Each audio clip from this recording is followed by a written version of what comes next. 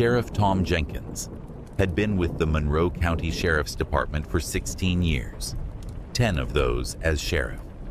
He knew every back road, hunting trail, and abandoned property in the rural county.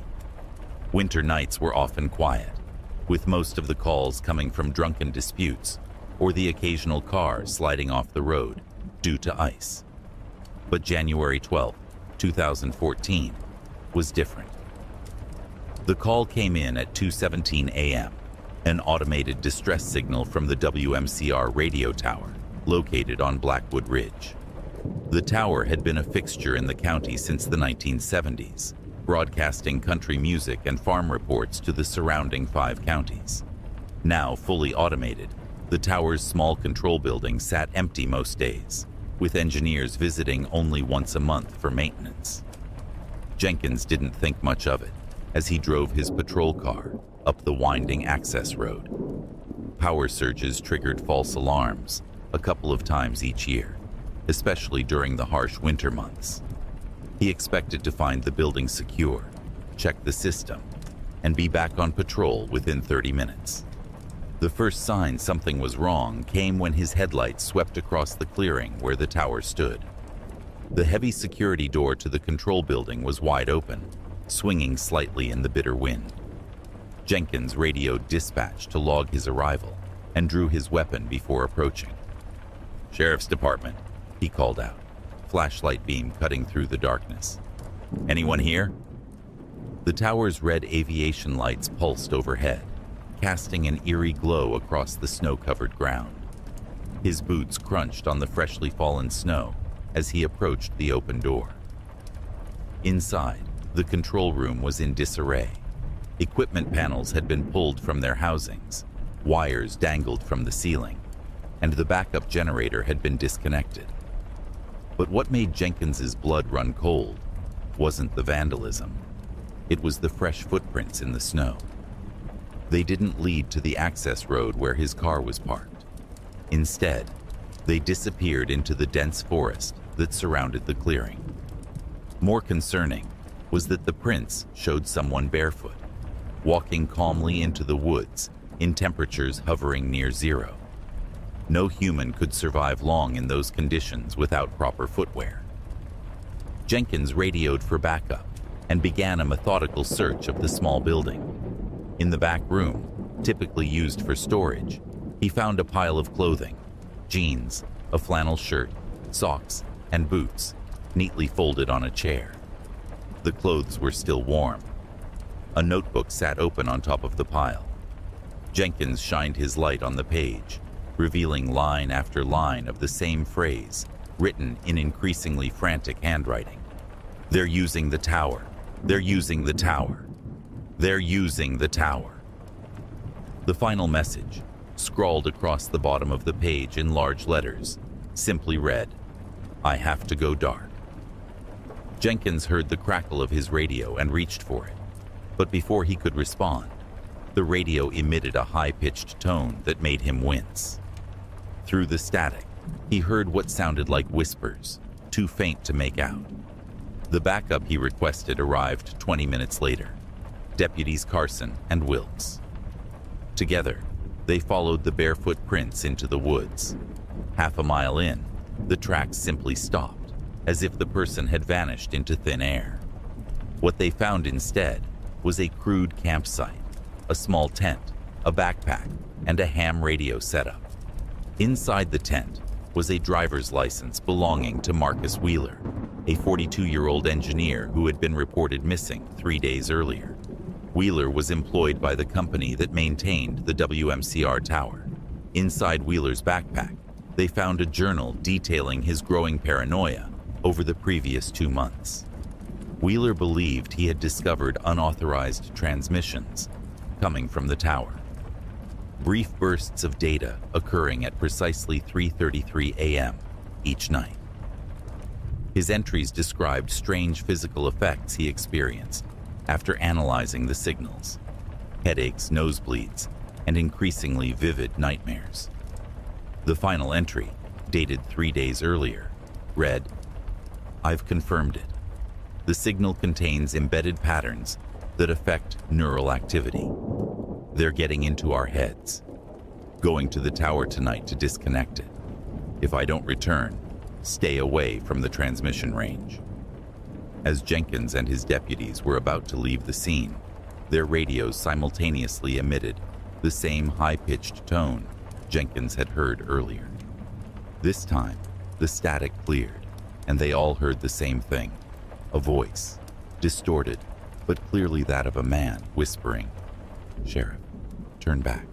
You're too close now." Jenkins ordered an immediate evacuation of the area and called for state police assistance. The next day, a specialized FBI team arrived to investigate. They discovered sophisticated equipment hidden within the tower's infrastructure, devices not part of the standard broadcasting setup. The technology appeared to be transmitting on frequencies typically reserved for military use. Wheeler's body was found 2 days later, 5 miles from the tower, having died from hypothermia. The autopsy revealed something disturbing, a small metallic object embedded in his cerebral cortex, undetectable except by detailed medical imaging. Medical examiners couldn't determine how it got there or what its purpose was. The FBI classified the case and took over the investigation, effectively shutting out local law enforcement. The tower was decommissioned, the equipment removed, and the site was surrounded by a high-security fence with warning signs citing environmental contamination. Sheriff Jenkins never received official explanation for what happened that night. 6 months later, he began experiencing severe migraines and hearing whispers on his radio during late-night patrols near Blackwood Ridge. The story might have ended there, filed away as another unexplained rural mystery, except for what happened during the following winter. A documentary filmmaker researching abandoned broadcast facilities tried to interview Jenkins about the tower incident. Their conversation was recorded. On the recording, Jenkins begins to explain the events normally, but midway through the interview, his speech becomes disjointed. He starts talking about the voices in the static and how they're using our own technology against us. The filmmaker reported that Jenkins's nose began bleeding profusely before he abruptly ended the interview. 2 days later, Jenkins disappeared. His patrol car was found parked at the base of the access road leading to the decommissioned tower. Despite an extensive search involving multiple agencies and hundreds of volunteers, no trace of him was ever found. The only clue was a handwritten note in his patrol car. "I understand now. I have to go dark too."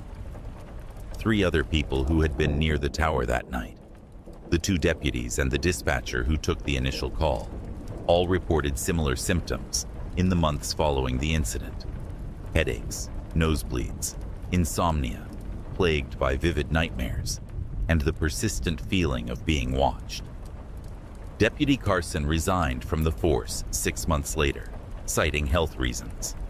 In a letter to his replacement, he wrote a warning: "Stay away from Blackwood Ridge. The tower is gone, but something is still broadcasting."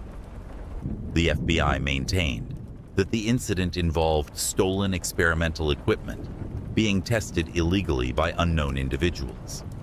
They classified Wheeler as a whistleblower who discovered the operation and was silenced.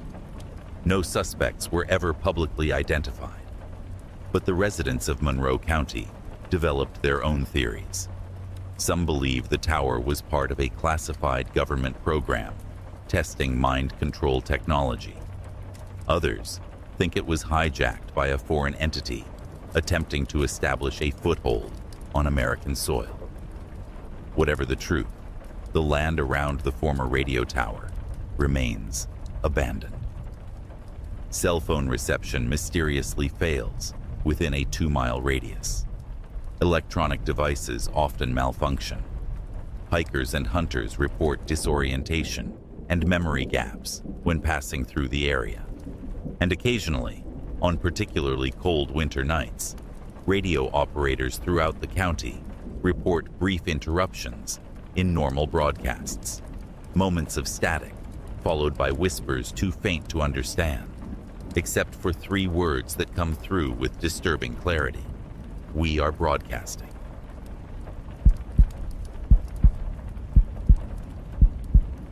Sheriff Dale Combs had seen his share of missing persons cases in the 22 years he'd served Pine Tree County. The rugged Appalachian terrain of eastern Kentucky claimed hikers, hunters, and locals who strayed too far from marked trails nearly every year. But the disappearance of the Langford family in the spring of 2018 was different from anything he'd encountered before. The Langfords, Father Matthew, Mother Rebecca, and their 10-year-old daughter Emma, had been on a weekend camping trip in the remote eastern section of Black Hawk State Forest. When Matthew failed to report to work on Monday and Emma didn't show up at school, a concerned neighbor contacted the sheriff's office.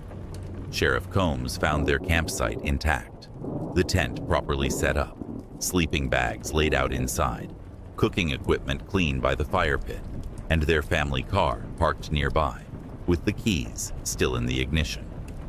The only unusual detail was 3 pairs of hiking boots, 1 adult male, 1 adult female, and 1 child size, perfectly lined up at the edge of their campsite, pointing toward the dense pine forest.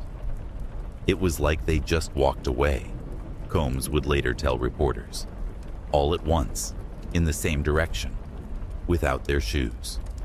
The initial search revealed no trail, despite the forest floor being soft and muddy from recent rain.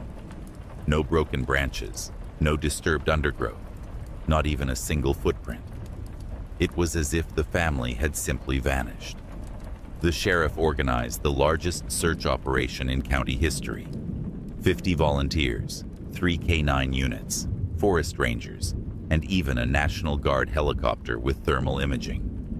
For 5 days, they meticulously combed through thousands of acres, finding nothing.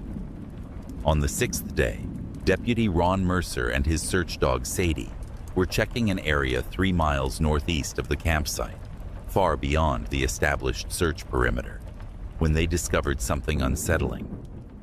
Hidden in a small clearing was an old stone well, about 4 feet in diameter, its wooden cover rotted and partially collapsed.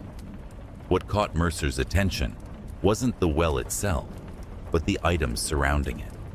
3 sets of clothing, adult male, adult female, and child, laid out on the ground as if the wearers had carefully removed them before stepping into the well. The clothes were dry despite recent rainfall and showed no signs of animal disturbance. Sheriff Combs arrived at the scene an hour later and immediately ordered equipment to examine the well. Using powerful lights, they could see that it descended about 30 feet before opening into what appeared to be a horizontal tunnel. The water table in the region was much lower, meaning this wasn't a typical water well. "I'm going down," Combs announced, despite objections from his team. After securing himself with ropes and donning protective gear, he descended into the darkness. The sheriff's body camera recorded what happened next. The footage, later obtained through a Freedom of Information request by a local newspaper, shows Combs reaching the bottom of the shaft and shining his light down the tunnel.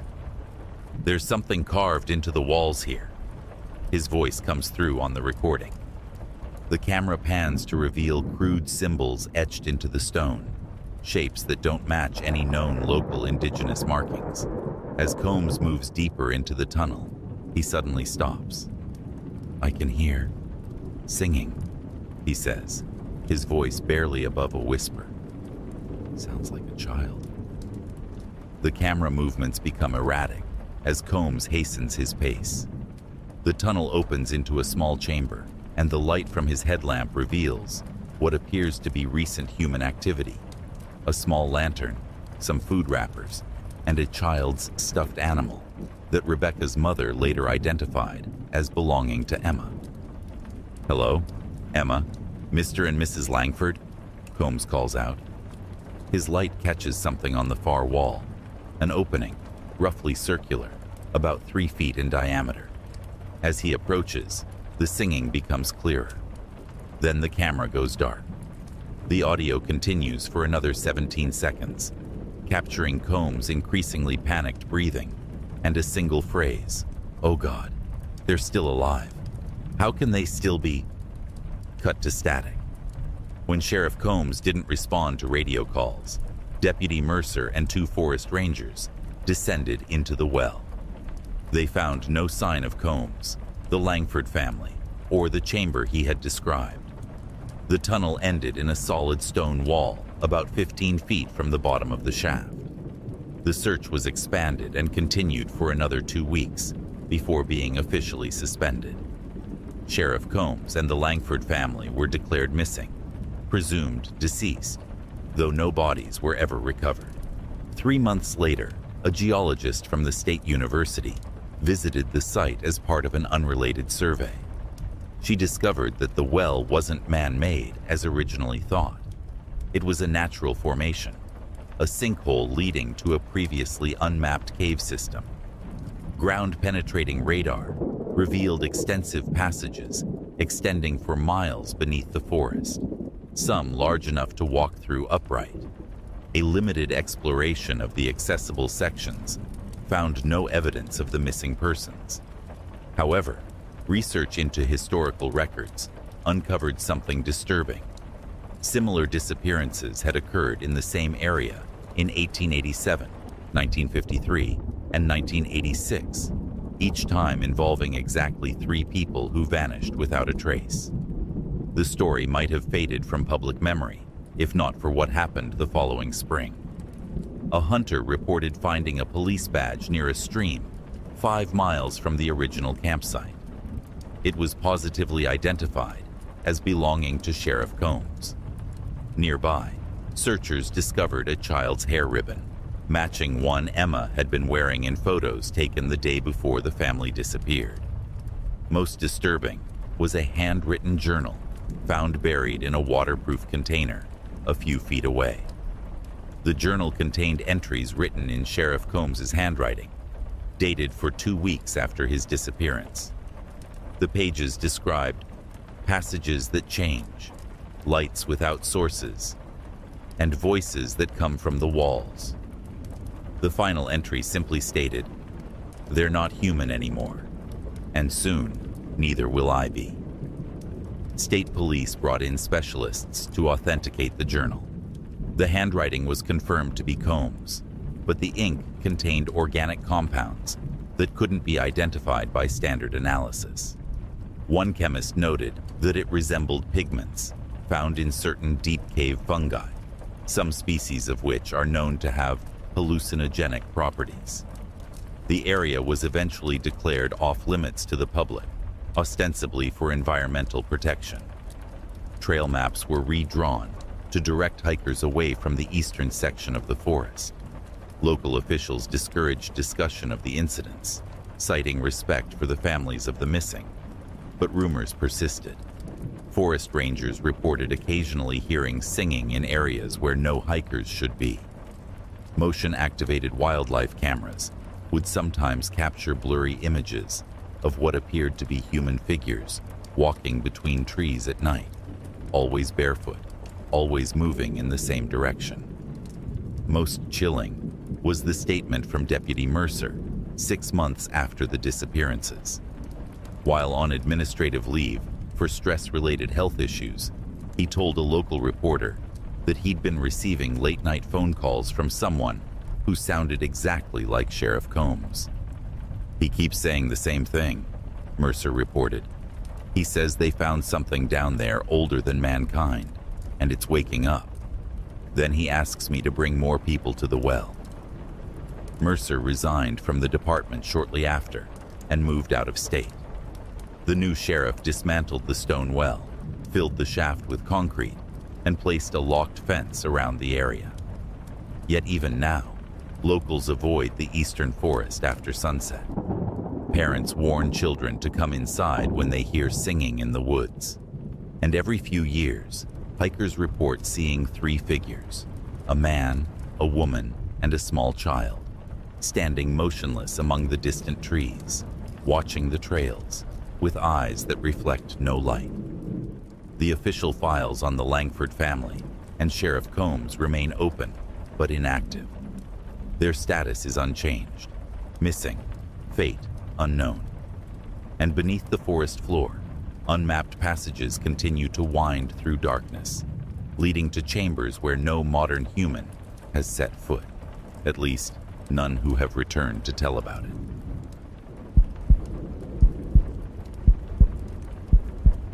Sheriff Donna Larson had served Cedar Mills County for almost 14 years. The rural Wisconsin jurisdiction had its share of domestic disputes, drunk drivers, and occasional break-ins, but nothing prepared her for what happened on Highway 16 in November of 2019. The stretch of road running through Blackwood Valley had always been prone to heavy fog due to the unique microclimate created by the surrounding hills and the river that ran alongside the highway. Locals knew to drive cautiously in the area, especially during fall, when temperature inversions were common. But the fog that settled over a 6-mile section on the night of November 12th was unlike anything anyone had ever seen. The first call came in at 9:43 p.m. from a truck driver who reported visibility dropping to near zero in a matter of seconds. "It's like driving into a wall," he told the dispatcher. "Not natural, how fast it came on." By 10:15 p.m., 3 minor accidents had been reported, and Sheriff Larson decided to set up roadblocks to divert traffic away from the affected area. Larson and Deputy Mike Colton approached the fog bank from the western end of the valley. Their dashcam footage, later examined by meteorologists and other experts, showed a bizarre phenomenon. The fog had a distinct boundary, almost perfectly straight, rising over 70 feet into the air. Most unusual was its density and color, a pale gray tinged with what appeared to be faint blue luminescence. "I've never seen anything like it," Larson radioed to dispatch. "It's not behaving like normal fog." As they positioned flares and barriers across the westbound lanes, a sedan emerged from the fog bank. The vehicle was traveling well under the speed limit, weaving slightly. When Larson approached the driver's window, she found a middle-aged woman gripping the steering wheel, her face ashen. "There are people in there," the woman said, her voice trembling. "Standing in the road, not moving, just watching." Assuming the woman had nearly hit pedestrians, Larson immediately radioed Deputy Colton, who was setting up the eastern roadblock, to be on alert for people walking along the highway. His response was troubling. "I've been getting the same reports from drivers coming out on this end. But here's the thing. Everyone describes seeing them in different locations, all at the same time." With the roadblocks in place, Larson made the decision to drive into the fog bank to search for these individuals who might be in danger. Deputy Colton would remain at his position while Larson investigated. The dashcam recorded her slow progress into the unusually dense fog. At first, visibility was limited to just a few feet beyond the hood of her patrol car. The headlights and fog lamps seemed to reflect back rather than penetrate the strange mist. After about half a mile, Larson's radio began to pick up interference, bursts of static interspersed with fragments of what sounded like voices. 3 minutes into the fog bank, Larson's dashcam captured something moving across the road, approximately 30 feet ahead, a dark, upright figure that appeared to be human in shape, but seemed to glide rather than walk across the asphalt. Larson stopped the vehicle and called out using her PA system. "This is the sheriff's department. Please identify yourself and move to the side of the road." The figure remained motionless for several seconds before moving, not to the side of the road, but directly toward the patrol car. The dashcam footage becomes difficult to interpret at this point due to the fog's density, but something large definitely approached the vehicle. The audio from inside the patrol car captured Larson's reaction. "What the hell? That's not..." followed by the sound of her drawing her weapon. The camera shows her opening her door, stepping half out of the vehicle with her gun drawn, then freezing in place. For nearly 20 seconds, she remained completely still before slowly backing into her car and closing the door. She immediately executed a 3-point turn and drove back toward the western roadblock, radioing dispatch. Close the road completely. No one goes in. I repeat, no one goes in until daylight. When asked by dispatch what she had seen, Larson gave no explanation, saying only, "Just keep everyone out." By morning, the fog had dissipated. Sheriff Larson, along with state police and environmental officials, conducted a thorough search of the highway and surrounding areas. They found no evidence of pedestrians or any unusual activity, with one exception. At 4 separate locations along the 6-mile stretch, they discovered circular patches where the asphalt had been altered. The surface wasn't damaged, but rather changed in composition, becoming porous and spongy, almost organic in texture. Samples were collected and sent to state labs for analysis. The preliminary results defied explanation. The altered asphalt contained complex organic compounds not typically found in road materials. More alarmingly, some of the molecular structures weren't consistent with any known biological or synthetic compounds in existing scientific databases. 5 days later, a more disturbing development emerged. 3 motorists who had driven through the fog before the roadblocks were established began exhibiting unusual symptoms: persistent insomnia, sensitivity to light, and what doctors described as pronounced parasomnia events, essentially sleepwalking episodes during which the individuals attempted to return to the stretch of highway where the fog had appeared. One of those affected was Martin Keene, a 58-year-old long-haul trucker with no previous history of sleep disorders. His wife reported finding him in their garage at 3 a.m., attempting to start his car while still in a somnambulistic state. When awakened, he had no memory of leaving bed, but described vivid dreams of people made of mist who were calling him back to complete something important. 2 weeks after the incident, Sheriff Larson finally revealed what she had seen that night. In a closed meeting with state investigators, she described the figure she encountered as appearing human from a distance, but, upon closer inspection, having features that were not quite right, proportions that seemed slightly off, movements that were too fluid, and most disturbingly, what appeared to be a complete absence of facial features. It was like looking at a person-shaped hole in reality, she stated in her official report. And I got the overwhelming sense it was studying me, learning from me. Larson also admitted to experiencing vivid dreams since the encounter, always featuring the same elements: the fog-shrouded highway, figures watching from the tree line, and a compulsion to return to the exact spot where she had turned around. Unlike the other affected individuals, Larson had been deliberately resisting this compulsion, staying awake for extended periods and having her husband hide her car keys at night. This changed abruptly on December 3rd, when Larson disappeared from her home at approximately 2:15 a.m. Her husband reported waking to find her side of the bed empty and their spare vehicle missing from the driveway. A search was immediately launched. The missing patrol officer's vehicle was found parked at the exact location where she had encountered the strange figure 3 weeks earlier.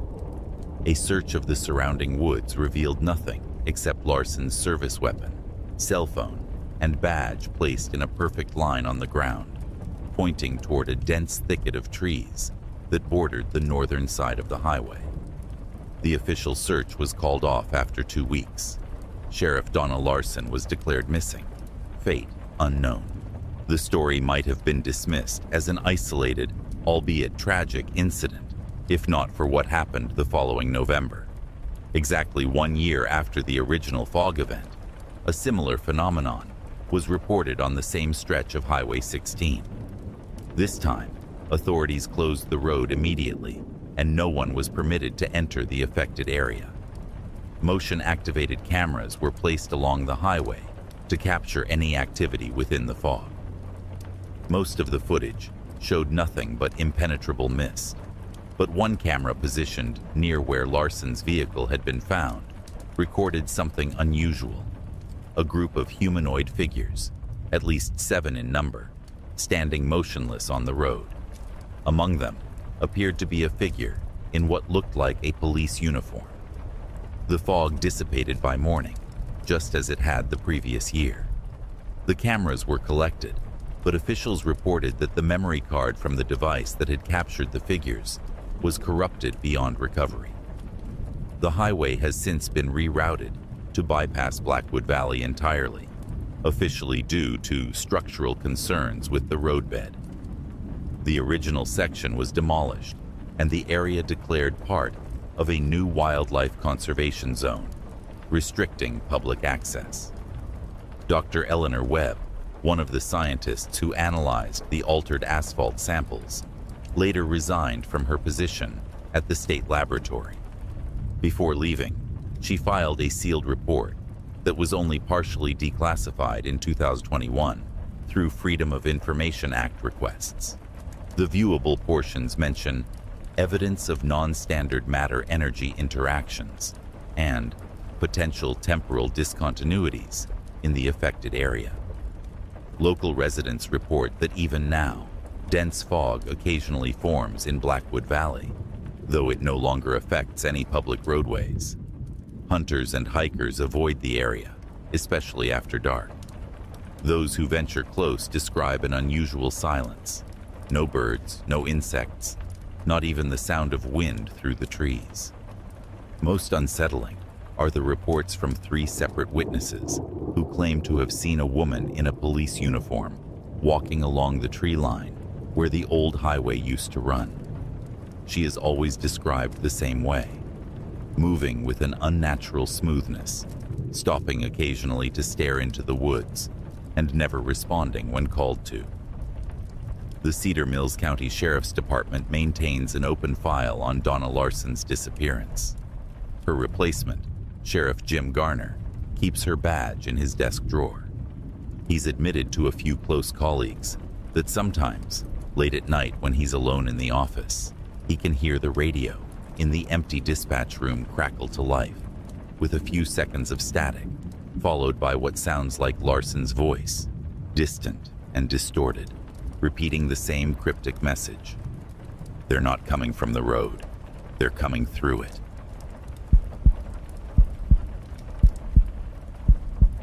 Sheriff Ray Holloway had spent all 47 years of his life in Lakeside County, the last 12 of them wearing the badge. The small Oklahoma community was typical of the rural Midwest. Everyone knew everyone. Folks kept to themselves, and the worst crimes were usually bar fights or theft of farm equipment. The spring of 2016 brought unprecedented drought to the region. By June, the situation had become dire. Wells were drying up, crops were failing, and Beckford Lake, the county's largest body of water and main tourist attraction, had receded more than 50 yards from its normal shoreline. It was on June 23rd that Sheriff Holloway received a call from Martin Weber, a retired high school science teacher who had been walking his dog along the newly exposed lakebed. Weber had discovered something disturbing, what appeared to be human remains emerging from the dried, cracked mud. At first, I thought it was driftwood, Weber later told local reporters. But then I saw the teeth.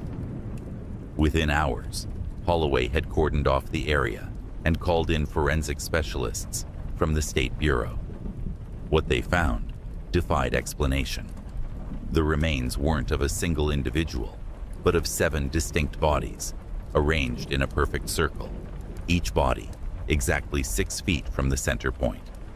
More puzzling still was the condition of the remains. Dr. Abigail Chen, the forensic anthropologist who led the recovery operation, noted several anomalies in her preliminary report. The bodies appeared to have been buried intentionally, not victims of drowning. They were positioned face down, arms extended toward the circle's center. Most disturbingly, each skeleton had an identical modification, a perfect circular hole, approximately 3 inches in diameter, bored through the center of the skull. These aren't gunshot wounds or natural deformities, Dr. Chen explained to Sheriff Holloway. These were created deliberately, with precision tools, while the individuals were still alive. Initial carbon dating suggested the remains were approximately 80 years old, placing them in the mid-1930s. The drought of the Dust Bowl era had also caused significant recession of the lake, though historical records indicated it had never retreated as far as the current drought had pushed it. As the investigation continued, Sheriff Holloway began researching local history, hoping to find some record of 7 missing persons from that era. County archives yielded nothing, but a visit to the town's oldest resident, 93-year-old Elijah Stokes, provided an unexpected lead. "My grandfather told me stories," Stokes said, his voice barely above a whisper, "about the strangers who came during the bad times, city folk with fancy equipment. Scientists, they said they were, studying the drought. They set up camp by the lake and hired local men to help with their work." According to Stokes, 7 researchers had arrived in Lakeside County in the summer of 1936, claiming to represent a government program investigating methods to end the drought. They brought unusual equipment, metal devices with dials and antennas, large drill-like instruments, and what was described as a metal circle, approximately 15 feet in diameter. "Grandpa was suspicious," Stokes continued.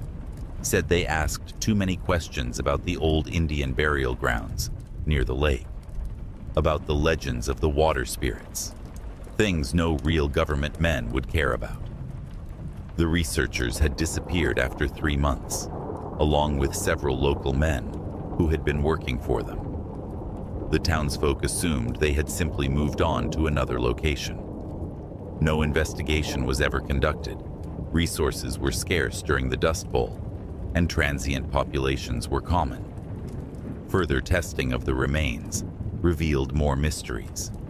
Soil samples taken from inside the skulls contained trace elements not found anywhere else in the region, including rare earth metals and compounds that Dr. Chen couldn't immediately identify. More concerning was the discovery that the circular pattern contained an 8th depression in its center, though no remains were found there. 2 weeks into the investigation, with the drought showing no signs of abating, the lake receded another 20 yards, revealing what appeared to be a metal structure buried in the lake bed. Excavation uncovered a circular platform, 15 feet in diameter, made of an unusual alloy that resisted corrosion despite decades underwater. The platform had 7 equidistant notches around its perimeter, corresponding exactly to where the bodies had been found. In the center was a metal pedestal supporting what Dr. Chen described as a device of unknown purpose, a spherical object approximately 1 foot in diameter, with intricate engravings covering its surface. That evening, Sheriff Holloway received alarming reports from residents around the lake. Dozens of calls described unusual lights appearing over the water, accompanied by a low-frequency humming sound that rattled windows and caused minor seismic readings on the county's monitoring equipment. Holloway drove to the lakeshore just before midnight. As he approached the excavation site, his patrol car's electrical system failed completely. His radio, flashlight, and cell phone also went dead. From the shore, he could see the metal platform glowing with a pale blue light, the spherical device now hovering several feet above the pedestal. His written report, filed the next morning, describes what happened next. The sphere began to rotate, slowly at first, then faster, until it was just a blur. The humming grew louder, and I felt a pressure in my head, particularly behind my eyes, and at the base of my skull. I experienced a series of vivid mental images, geometric patterns, landscapes I didn't recognize, and what appeared to be figures that were almost, but not quite, human in form. Holloway retreated to his vehicle, which mysteriously restarted as soon as he was a quarter-mile from the site. He immediately ordered the area evacuated and requested assistance from state authorities. By dawn, the phenomenon had subsided, but the sphere had vanished from the pedestal.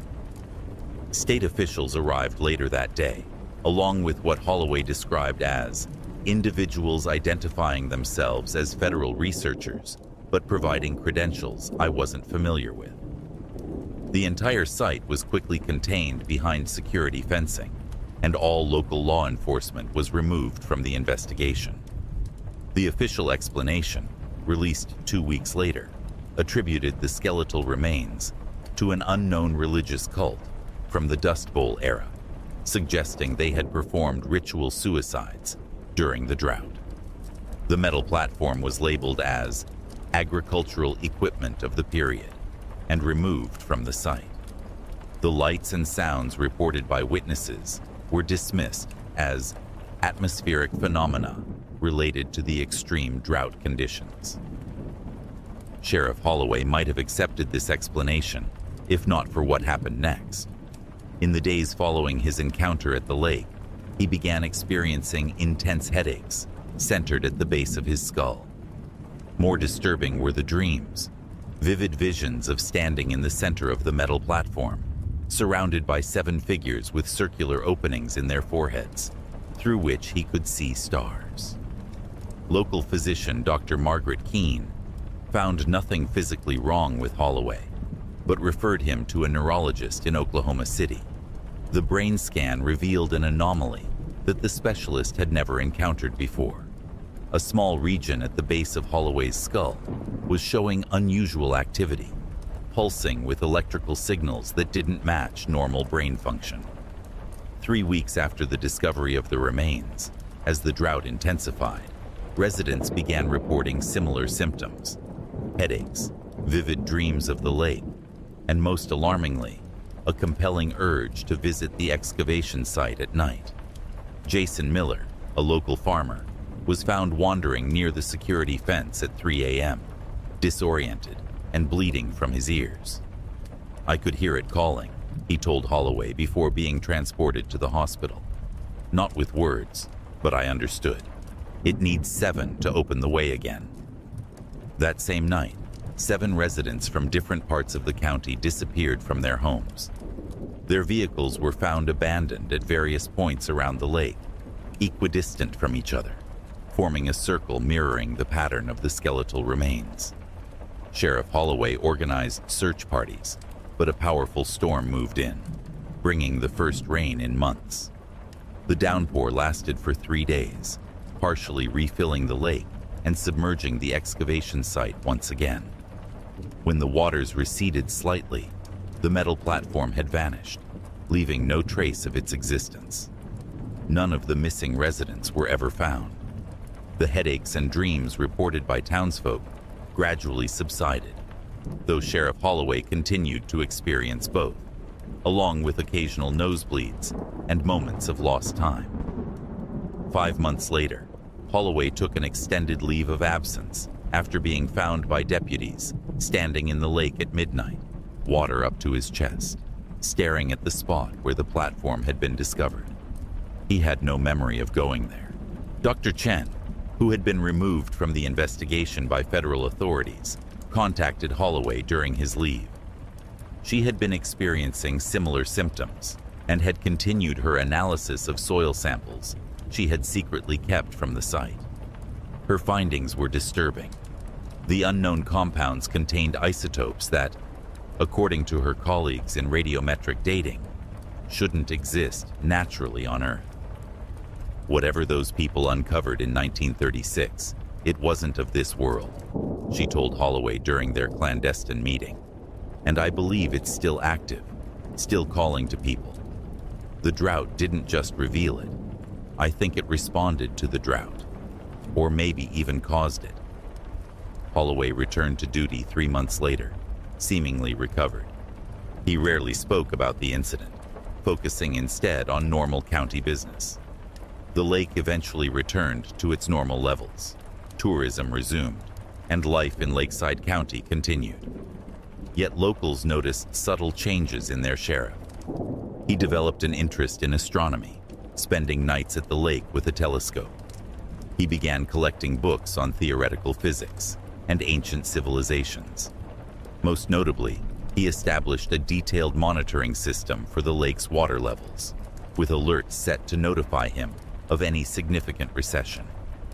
In private conversations with Dr. Chen, who had relocated to the county to continue her unofficial research, Holloway expressed his growing conviction that what they had discovered was some kind of ancient technology, a device placed there long before the lake formed, designed to activate during periods of extreme drought.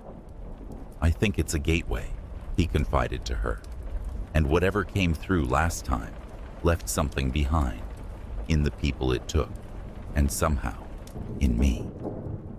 The drought of 2016 eventually broke, and no similar discoveries have been reported since. But Sheriff Holloway maintains his vigilance, checking the lake levels daily. His office contains detailed weather forecasts and climate models predicting the next major drought cycle.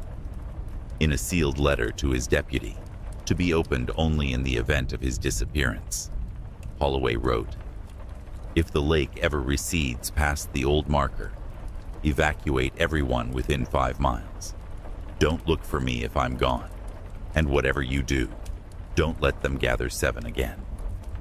The next major drought is predicted to hit the region in 2027.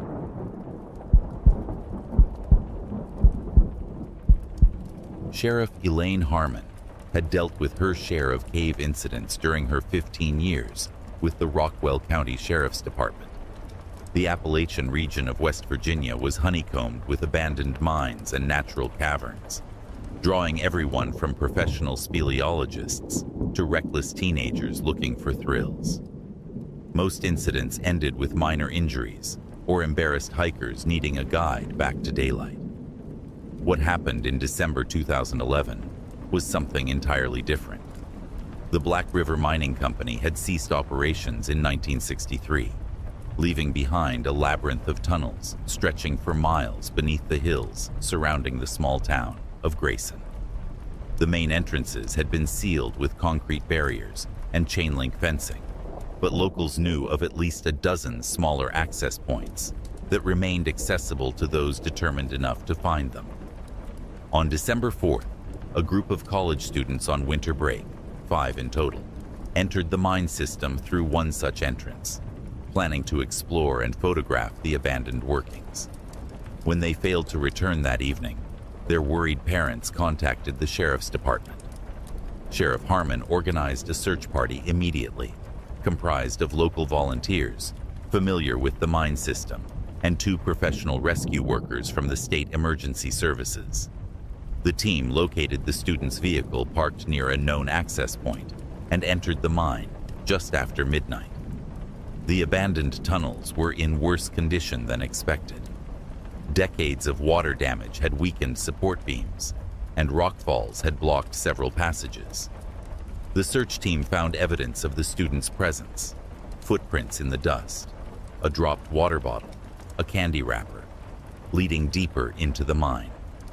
3 hours into the search, the team discovered a backpack belonging to one of the missing students. Inside was a digital camera containing photos taken earlier that day. The final images showed the group standing around what appeared to be an old mining cart near a junction of 3 tunnels. Beyond the cart was what looked like a rough hole in the floor, possibly a vertical shaft leading to a lower level. "They went down," said Frank Wheaton, a former miner helping with the search. "That's the old ventilation shaft to level 4. Wasn't on any of the official maps. Company dug it after a collapse cut off access to the lower workings. Shouldn't have even been accessible anymore." The shaft was narrow, barely wide enough for one person, descending at a steep angle into darkness. The search team carefully made their way down, finding more evidence of recent passage, scuff marks on the walls, a dropped flashlight, a smear of fresh blood on a jagged rock outcropping. Level 4 was in remarkably good condition compared to the upper tunnels. The air was stale but breathable, and the support structures appeared intact. The team found clear footprints in the thick dust covering the floor, leading away from the shaft. "Something's not right," Wheaton muttered, shining his light on the footprints. "Look at the pattern. They were running." The trail led deeper into the mine, eventually reaching a large chamber that had served as an equipment storage area. Here, the search team found signs of a camp: 5 backpacks arranged in a circle, a small portable stove, sleeping bags laid out, but unused. A journal belonging to one of the students, Megan Collins, contained a final entry. Day 1. Found amazing artifacts in the North Tunnel. Dylan thinks they're from before the mine, maybe Native American. Strange markings we've never seen before. Going to explore more after lunch. The helmet is the most interesting. Doesn't look like any mining gear we've ever seen. Almost seems to glow when we shine our lights on it. The search team found no sign of the mentioned artifacts. More concerning was what they discovered next. The students' flashlights and headlamps, placed in a neat row on a flat rock. All 5, abandoned but still functional. No one would willingly venture deeper into the mine without light.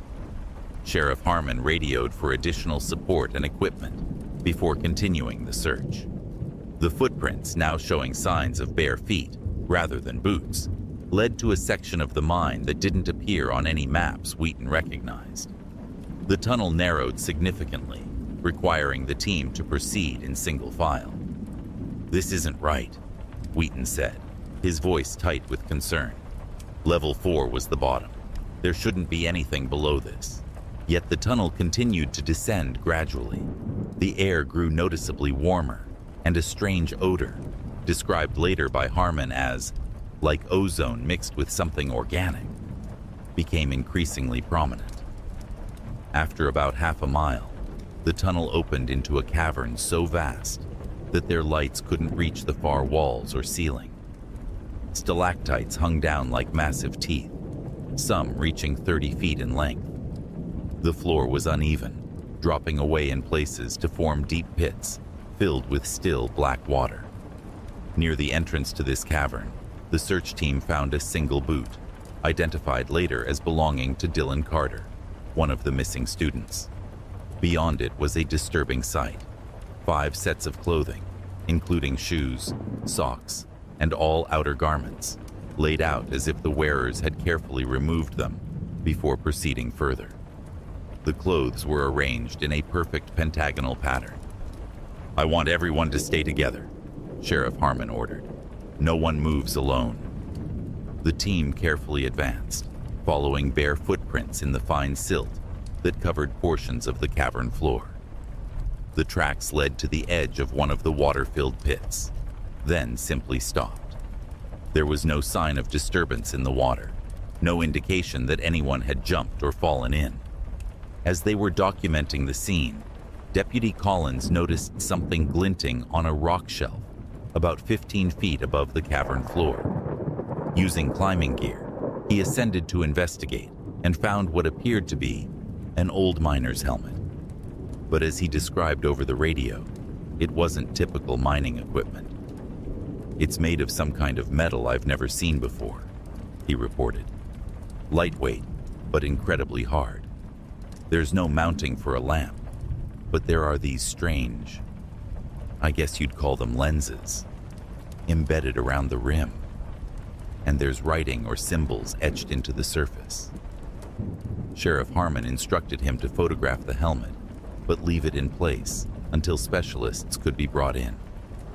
As Collins was taking pictures, his radio suddenly emitted a burst of static, followed by what sounded like distant voices speaking in an unrecognizable language.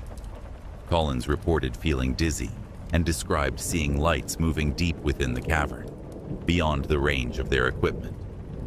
Harmon ordered him to descend immediately. As he began climbing down, his radio transmitted only his rapid breathing for several seconds. Then, "There's someone down here with us. I can see them standing by the water. They're..." His transmission cut to static. The other team members shined their lights in the direction Collins had been looking, but saw nothing. When they called out to him, he didn't respond. The climbers sent to retrieve him found only an empty harness, still securely attached to the rope. Collins had vanished while suspended 15 feet in the air. Sheriff Harmon immediately ordered a retreat to the surface and called for state police assistance. As the team made their way back through the narrow tunnel, their lights began to flicker and fail. Radio communications became increasingly distorted. 2 team members reported hearing footsteps behind them, though no one was visible when they turned to look. The team emerged from the mine just before dawn, with 2 members suffering from unexplained symptoms, nosebleeds, disorientation, and what the medical examiner later described as first-degree burns in perfect circular patterns on their backs and shoulders, approximately 3 inches in diameter. A larger, better-equipped search operation was launched that afternoon, with state police, mine rescue specialists, and geological survey experts. They found no trace of Deputy Collins or the 5 missing students. More disturbing was what they didn't find: the cavern itself. The tunnel that had led to it now ended in a solid rock wall, approximately where the search team had reported the cavern's entrance. Ground-penetrating radar and sonar equipment detected nothing beyond the wall. Core samples indicated the rock had been undisturbed for thousands of years. The only evidence that the cavern had existed at all was the photographic documentation from the initial search and one additional item: the strange helmet, which Deputy Collins had apparently removed from the shelf, despite orders not to touch it. It was found in his equipment bag, which had been left at the base of the climb. The helmet was sent to a university laboratory for analysis. The preliminary report described it as being composed of an alloy containing elements not typically found in combination in either natural or manufactured materials. The symbols etched into its surface didn't match any known writing system, ancient or modern. Most puzzling was its age. Carbon dating of organic residue found inside the helmet suggested it was approximately 27,000 years old, far older than any known mining activity anywhere in the world, and predating known human habitation in North America. 3 weeks after the incident, with no new leads and mounting pressure from the families of the missing, Sheriff Harmon made the difficult decision to suspend active search operations. The mine entrance was sealed with reinforced concrete and declared permanently off-limits. The case might have ended there, if not for what happened the following summer. A hiker in the woods 5 miles from the mine entrance reported finding what appeared to be a human figure standing motionless among the trees. When approached, the figure retreated deeper into the forest. Park rangers investigating the report found no evidence of any person in the area, but discovered a single boot, later identified as belonging to Deputy Collins, hanging from a tree branch. Over the next 2 years, similar reports emerged from different areas around Grayson. Hikers, hunters, and local residents described encountering pale, thin figures at the edges of their vision, always at dusk or dawn, always silent, always watching from a distance. Some accounts mentioned that these figures appeared to be wearing strange helmet-like headgear. Sheriff Harmon continued to investigate these sightings on her own time, creating a detailed map of each reported encounter. When plotted, they formed a perfect circle, 5 miles in radius, centered on the sealed mine entrance. In December 2013, exactly 2 years after the original incident, motion-activated wildlife cameras placed near recent sighting locations captured something extraordinary. The grainy night vision footage showed 6 figures moving in single file through a forest clearing. They appeared human in basic shape, but moved with unusual fluidity. Each wore what looked like the same helmet found in the cavern. Most disturbing was the leader of the group, who could be clearly identified despite the poor image quality, Deputy Robert Collins. The figures paused in the clearing, seeming to look directly at the camera. Collins raised his hand in what appeared to be a greeting or beckoning gesture. Then, simultaneously, all 6 figures tilted their heads back at an impossible angle before walking in perfect unison into the darkness. Sheriff Harmon resigned from her position the following month, citing health reasons. Her replacement found her office walls covered with maps, photographs, and notes about the mine incident. In the center was a detailed drawing of the mysterious helmet, surrounded by attempted translations of its symbols. Her final case note, found locked in her desk drawer, contained only one sentence. "They're still down there, but they're learning to come up." The State Geological Survey Office continues to monitor the area around the old mine for unusual seismic activity. They've recorded hundreds of minor tremors over the past decade, all too small to be felt on the surface. The pattern of these micro-earthquakes, when mapped over time, forms an ever-widening spiral centered on level 4 of the Black River mine. Local residents report occasionally hearing a low, pulsing hum on still nights, seemingly emanating from deep within the earth. Some claim that electronic devices malfunction during these episodes, and pets become agitated, refusing to go outdoors. Most disturbing are the rumors about children born in Grayson since the incident. Whispers that some are born with unusual circular birthmarks at the base of their skulls, and that these children sometimes speak of dreams about the people who live in the walls of the world, wearing crowns of light. The helmet itself disappeared from the university laboratory during a power outage in 2014. Its current whereabouts remain unknown.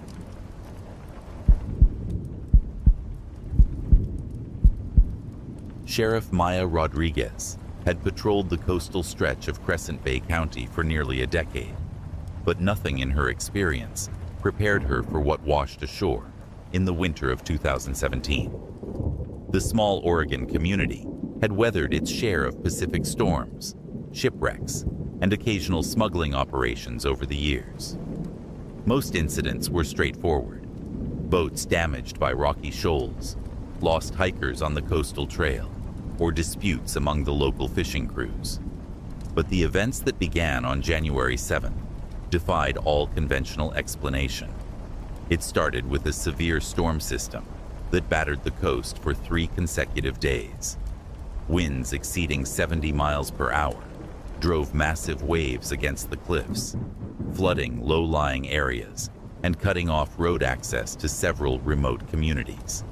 Among these was Pelican Point, home to one of the oldest lighthouses on the West Coast, a 143-foot stone tower built in 1873 that had been converted to automated operation in the 1980s. As the storm subsided, Sheriff Rodriguez received a call from Coast Guard Station Depot Bay.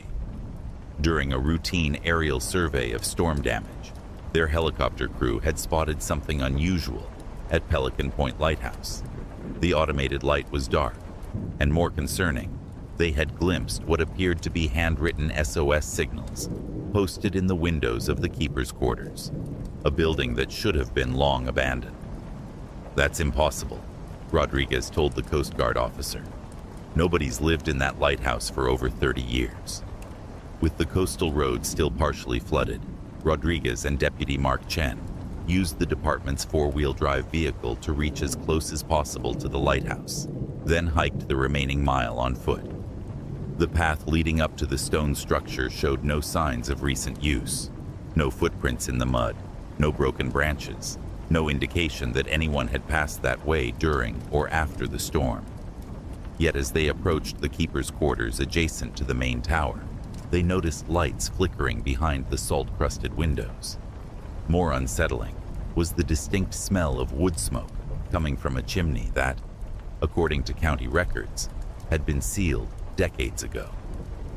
"Sheriff's Department," Rodriguez called out, her hand resting on her holspiece. "Anyone inside?"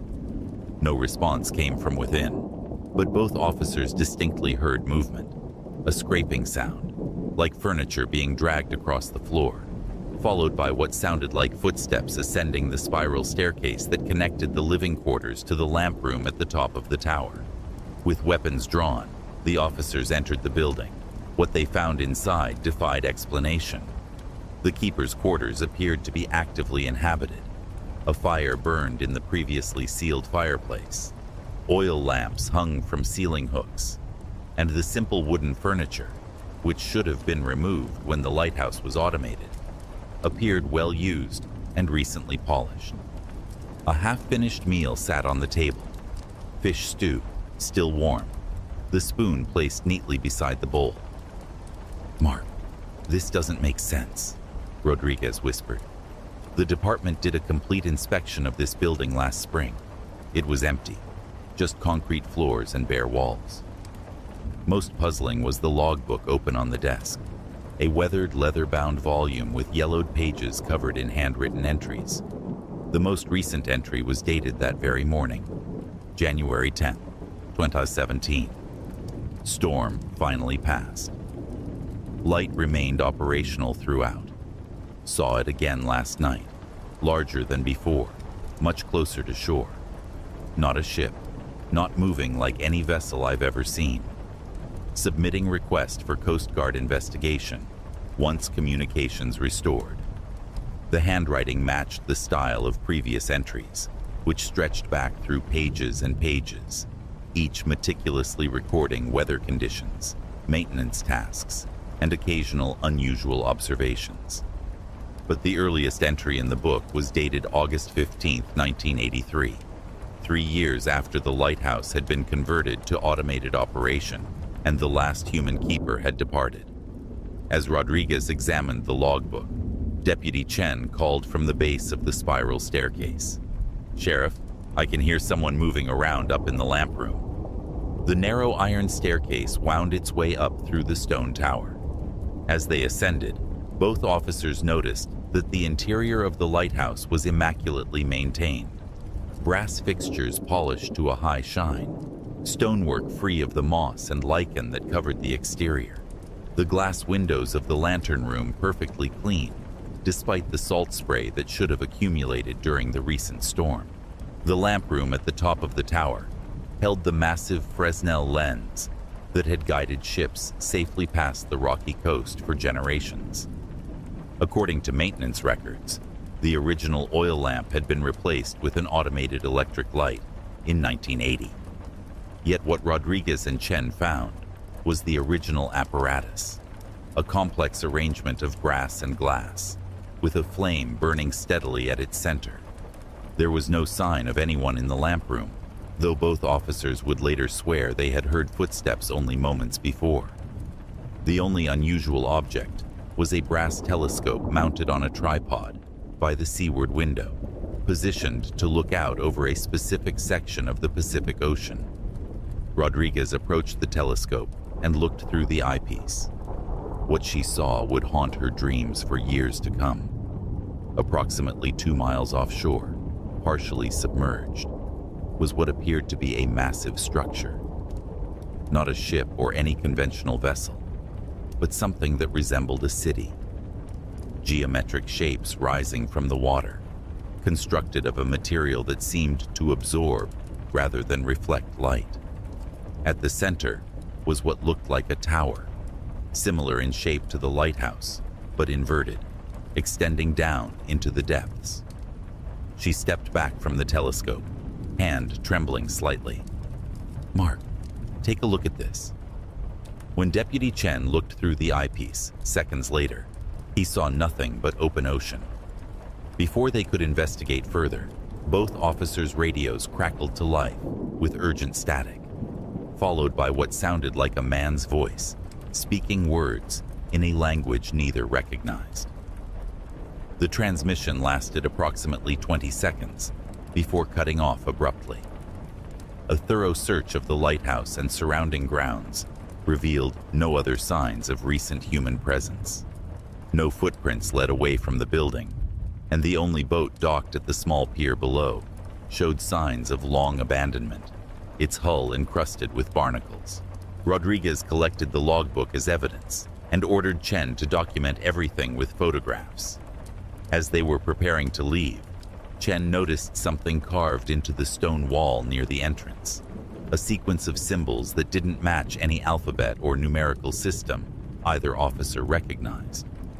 According to Chen, the carvings looked freshly made, with stone dust still visible on the floor below. By the time they returned to their vehicle, darkness was falling. Looking back at the lighthouse, both officers witnessed the lamp room suddenly illuminate with a bright green light. Not the standard white beam that should have been rotating, but a steady emerald glow that seemed to pulse with an irregular rhythm. The following day, Rodriguez returned with a full investigative team, including forensic specialists from the state police. They found the lighthouse completely empty. No fire in the grate, no meal on the table, no oil lamps hanging from the ceiling. The furniture they had documented was gone, leaving only bare concrete floors and empty rooms. The mysterious carvings near the entrance had vanished. Most bizarrely, the massive Fresnel lens in the lamp room had been replaced with the modern automated electric light, showing no indication it had ever been otherwise. The only evidence that remained from their previous visit was the logbook Rodriguez had removed and the photographs Chen had taken, which clearly showed details of a lighthouse interior that no longer existed.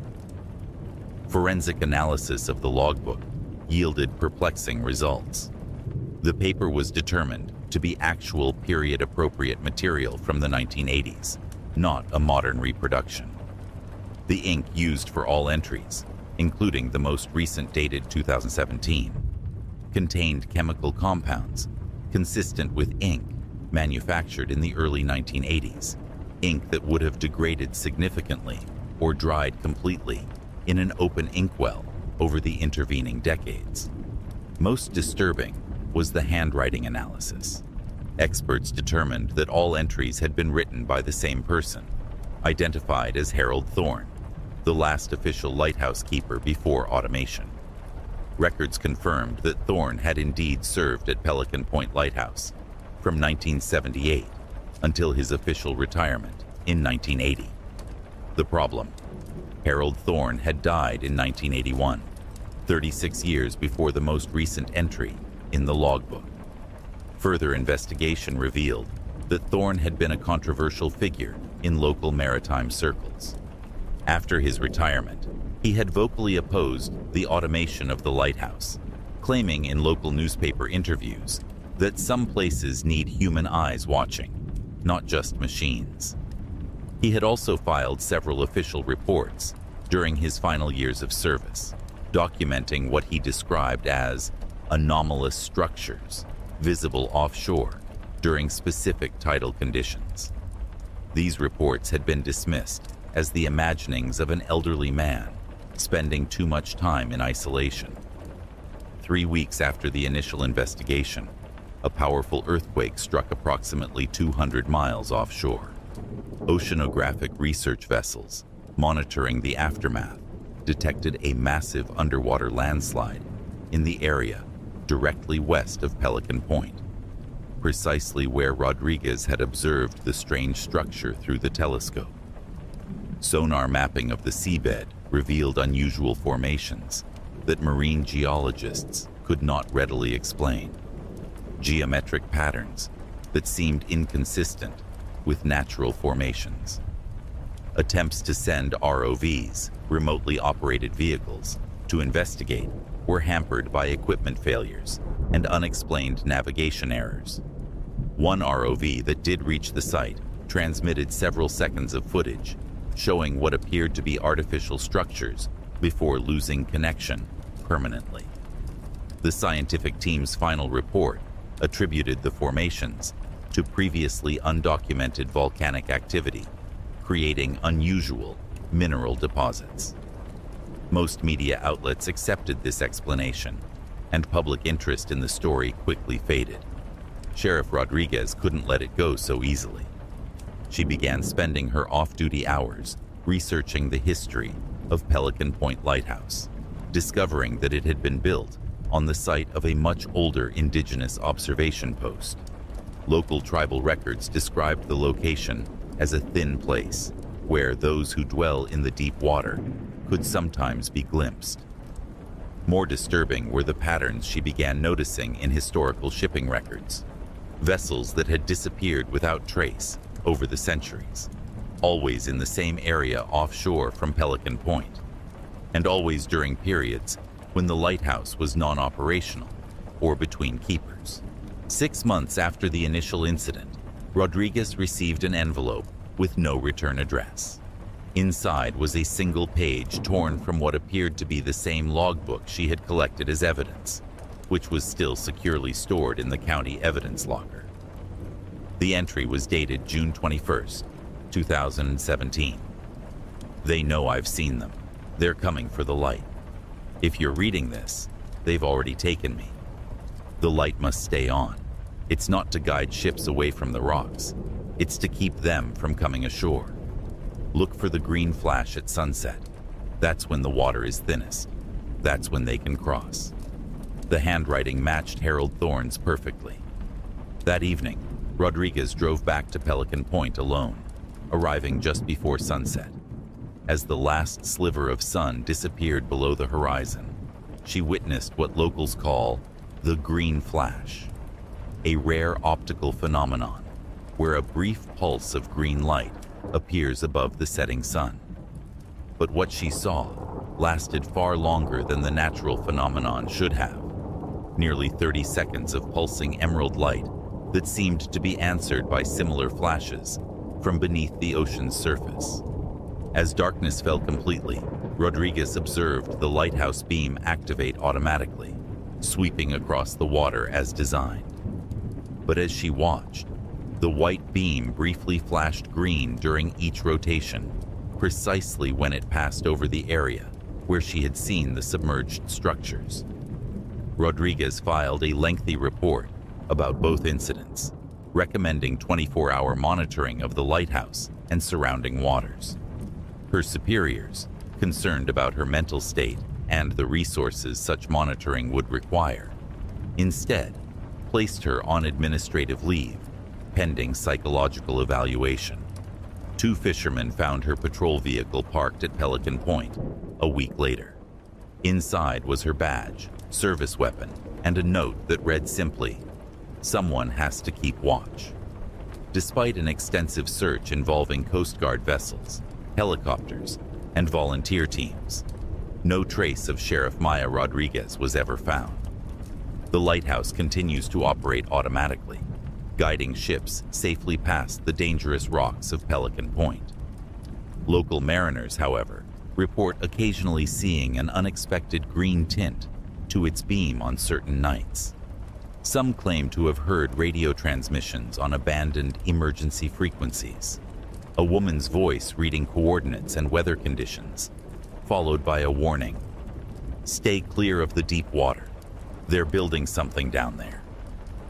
Marine scientists monitoring seismic activity in the region have noted an unusual pattern of micro-earthquakes forming a perfect circle around the underwater site. Recent satellite images show subtle but measurable changes in water temperature and current patterns in the area, creating what oceanographers term a persistent anomalous zone that ships and marine life alike seem to instinctively avoid. The logbook Rodriguez collected remains in the county evidence locker. Officers checking the secure room occasionally report finding it open to new pages, with fresh entries appearing in the same meticulous handwriting, chronicling events that have not yet occurred.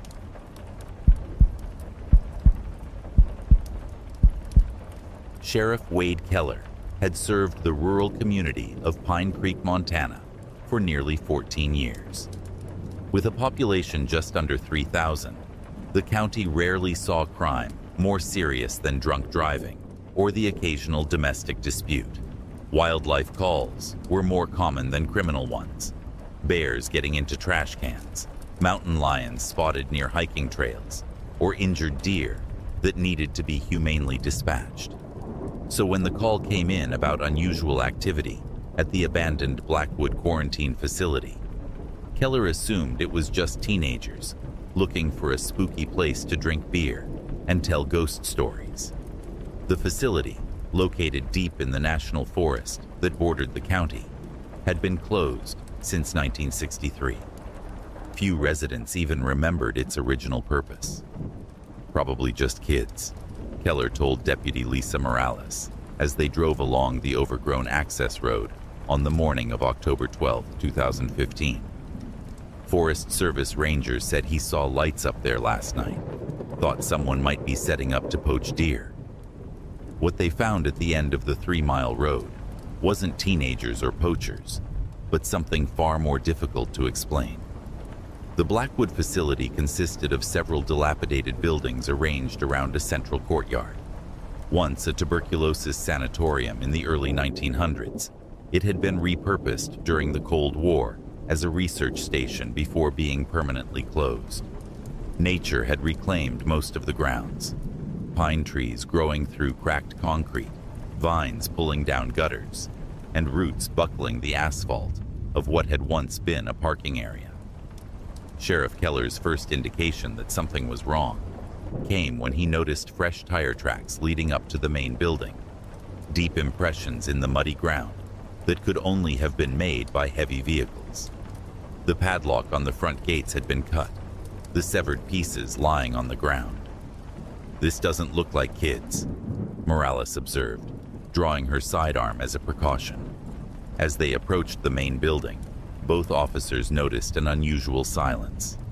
The forest surrounding the facility was typically alive with birdsong and the rustle of small animals, but here, nothing moved or made a sound. The air felt unusually still and carried a strange odor, something reminiscent of overripe fruit mixed with an antiseptic chemical smell. The main building's doors stood partially open. Inside, contrary to what they expected, there was no graffiti, no beer cans, no signs of the vandalism that typically plagued abandoned places. Instead, the interior appeared to have been thoroughly cleaned. The floors were swept, the broken windows covered with heavy plastic sheeting, and the walls recently painted a sterile white. Most disturbing was what they found in the building's central chamber, a large room that had once served as the sanatorium's communal dining hall. The space had been converted into what looked like a laboratory, with modern equipment arranged on stainless steel tables. Computer monitors displayed scrolling data. In the center of the room stood 4 large glass cylinders, each approximately 8 feet tall and 3 feet in diameter, filled with a cloudy amber fluid. And floating within each cylinder was what appeared to be a young tree. Not cut branches, but complete saplings with intact root systems. The trees didn't look like any local species Keller recognized. Their bark was a dark purple-black, and instead of normal leaves, they had thin, feather-like structures that undulated slowly in the liquid, despite the absence of any visible current or bubbling. "Sheriff," Morales called from across the room, her voice tight with tension. "You need to see this." On a whiteboard mounted to the far wall was a map of Pine Creek County, with red circles marking 7 locations. One circle encompassed the town's water treatment facility. Another highlighted the elementary school. A third marked the county fairgrounds. The remaining circles indicated remote farmhouses scattered throughout the region. Below the map, someone had written, "Phase 1 complete. Dispersion scheduled for 10:15. Today's date was October 12th. Before they could investigate further, both officers heard the unmistakable sound of vehicles approaching outside. Through the plastic-covered windows, they could make out 3 black SUVs with no visible markings or license plates pulling into the courtyard. "Call for backup," Keller instructed Morales. "Then get photos of everything." Morales reached for her radio. but found only static across all channels. Her cell phone similarly showed no service, unusual even for this remote location, where emergency services typically maintained radio coverage. As men in dark suits and what appeared to be hazmat gear began exiting the vehicles, Keller made a split-second decision. We need to leave. Now. Back door. They slipped out through a service entrance at the rear of the building, just as the unknown individuals entered through the front. Moving quickly but quietly, the officers made their way to the tree line behind the facility, then circled back toward their patrol car, which was parked just outside the main gate. As they reached the edge of the clearing, Morales suddenly grabbed Keller's arm, pointing toward a section of the forest beyond the facility's perimeter fence.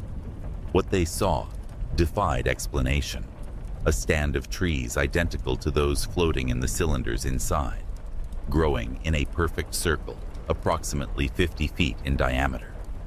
Unlike the surrounding pine forest, these trees had the same purple-black bark and feathery appendages that moved slightly, despite the complete absence of wind. Even more disturbing was what lay beneath them. The ground around their bases was covered with what appeared to be a fine, ash-like substance. As they watched, a small bird landed on one of the tree's branches. Almost instantly, the feathery appendages curled around it. Seconds later, the bird dropped to the ground, its body crumbling into the same ash-like material. "Jesus Christ," Keller whispered. A shout from behind them indicated they'd been spotted. 3 men in hazmat suits were now moving in their direction. Without further hesitation, the officers ran for their vehicle, reaching it just as the pursuers emerged from the tree line. As they sped down the access road, Keller used the patrol car's onboard computer to document what they'd seen, attaching the photos Morales had managed to take inside the facility. He transmitted the report to both the state police and FBI servers, using the emergency protocols that bypassed normal channels. Radio communication remained impossible until they were nearly back to town. As soon as they regained signal, Keller contacted the county emergency management director and initiated evacuation procedures for the areas marked on the map, starting with the elementary school. Within hours, state police and FBI agents had established a perimeter around the Blackwood facility. Military vehicles from the nearest National Guard armory arrived by early evening. Residents from the marked locations were moved to temporary shelters, while hazardous materials teams tested water and soil samples. The official explanation, released 3 days later, described the incident as an unauthorized biological research operation, conducting potentially hazardous forestry experiments. The public was assured that all dangerous materials had been contained and the responsible parties were in custody. Sheriff Keller knew better.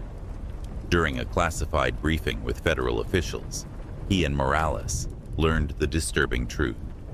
The trees were not the result of conventional biological research. Analysis of samples taken from both the laboratory specimens and those found growing in the forest revealed cellular structures, unlike anything in the scientific record.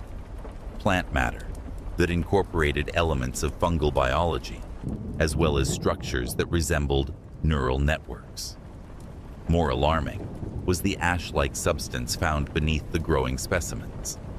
It contained organic compounds consistent with decomposed animal matter, but also showed traces of transformed plant material, as if the trees were somehow converting both animal and surrounding plant life into more of themselves through a process that one scientist described as aggressive external digestion.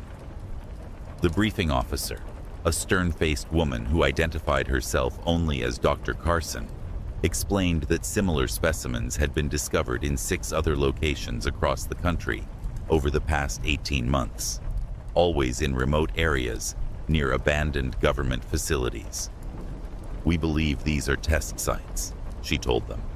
"The individuals you encountered are part of a non-governmental organization with access to restricted Cold War-era research. Based on documents we've recovered, they've been experimenting with biological agents designed to rapidly transform ecosystems. When Keller asked the obvious question, why? Carson's response was chilling. Their internal communications suggest they believe human civilization is unsustainable. Rather than trying to change human behavior, they're attempting to create a new dominant species that can supplant us entirely.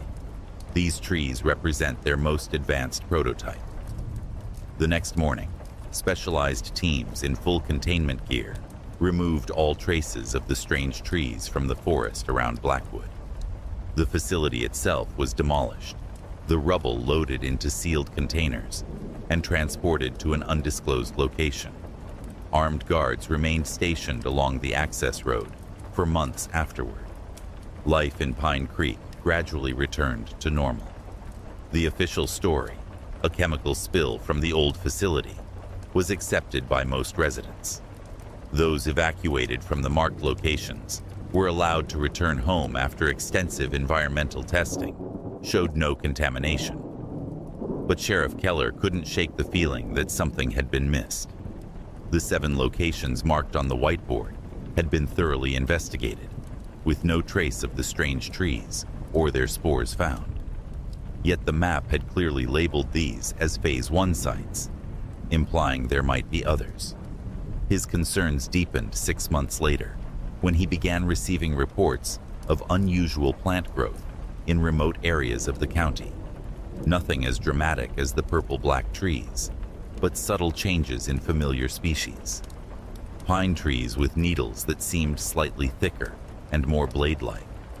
Bushes that local hunters claimed would tremble slightly when animals passed nearby. Patches of forest where insects and small mammals seemed inexplicably absent. Keller documented each report, forwarding the information to his FBI contact from the original investigation. The response was always the same. They would look into it, but preliminary testing showed nothing unusual. Eventually, the reports were classified as local folklore and effectively dismissed. Then came the dreams. It started with children from the elementary school, the first location evacuated after the discovery at Blackwood. Parents reported their kids experiencing vivid nightmares about trees that whispered and forests that watched them. Several children drew nearly identical pictures in art class. Black trees with feathery branches, arranged in perfect circles. Within weeks, adults began reporting similar dreams, always featuring the strange trees, always conveying a sense that the dreams were a form of communication. Most disturbing were the consistent elements across dozens of unrelated individuals. The trees speaking through some form of shared consciousness, and a message about preparing the way for what comes next. On the 1-year anniversary of the Blackwood incident, Sheriff Keller decided to conduct his own investigation. Using topographical maps and the reports of unusual plant activity, he identified a pattern, a rough circle approximately 12 miles in diameter, with the Blackwood facility at its center. Within this circle, all the reported anomalies were occurring, growing more frequent as they approached a specific location deep in the national forest, miles from any road or trail. Keller and Deputy Morales spent their day off hiking to these coordinates. What they found was not the dramatic grove of alien trees they had feared, but something potentially more disturbing. A single, ordinary-looking pine tree growing in a small clearing. The only unusual feature was a pattern of growth in the surrounding vegetation. Concentric circles of different plant species, arranged with a mathematical precision that couldn't possibly be natural. As they documented the site, both officers experienced an overwhelming sense of being watched. Though no other humans were present for miles, the feeling was so intense that they repeatedly drew their weapons, certain someone was standing just behind them. Most unsettling was what happened as they were preparing to leave. A light breeze passed through the clearing, causing the central pine tree's needles to rustle. Both Keller and Morales would later swear that the sound formed distinct words. "We remember you." Upon returning to town, Keller contacted Dr. Carson with their findings. Her response was immediate and severe. A full hazmat team was deployed the next day. The entire area was decontaminated, and the central tree was removed for analysis. Carson herself called Keller 2 days later. "The tree was normal," she said, her voice betraying her confusion. "Completely ordinary Pinus ponderosa, native to the region. But we found something in the soil beneath it." The soil analysis had revealed microscopic structures resembling spores, but with characteristics more similar to computer storage media than biological material. Each spore contained what appeared to be encoded information, patterns that, according to Carson, resembled both DNA sequences and digital data storage. "It's as if they're creating a backup system," she explained, "or perhaps a communication network. We're still trying to understand it." The final piece of the puzzle came 3 weeks later, when a routine satellite imagery review revealed something that had been invisible from ground level. The concentric circles of vegetation Keller had observed around the single pine tree were actually part of a much larger pattern, visible only from above. When mapped across the entire 12-mile diameter area, the various patches of slightly altered plant life formed an intricate geometric design that one analyst described as resembling both a circuit diagram and a mycelium network.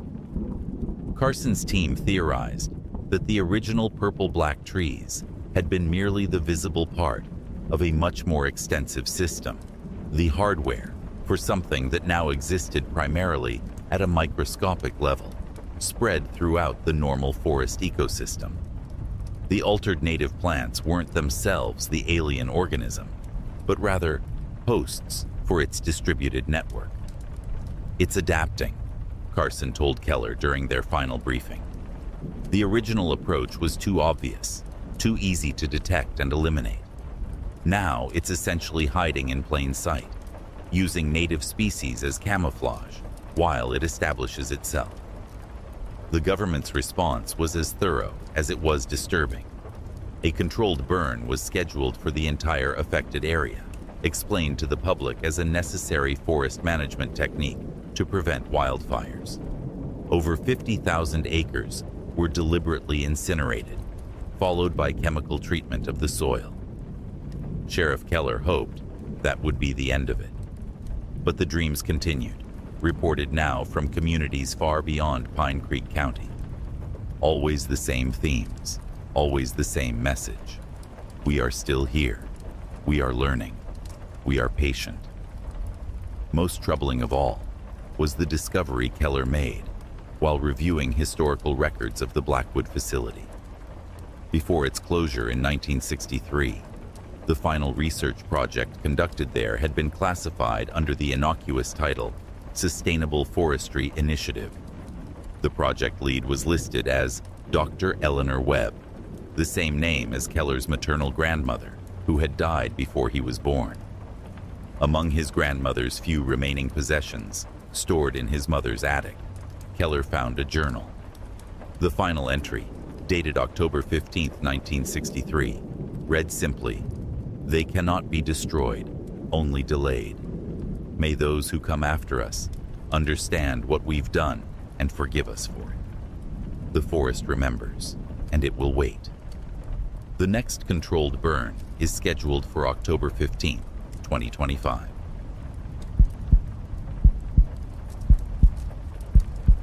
Sheriff Nathan Carter never expected to become the center of a government investigation.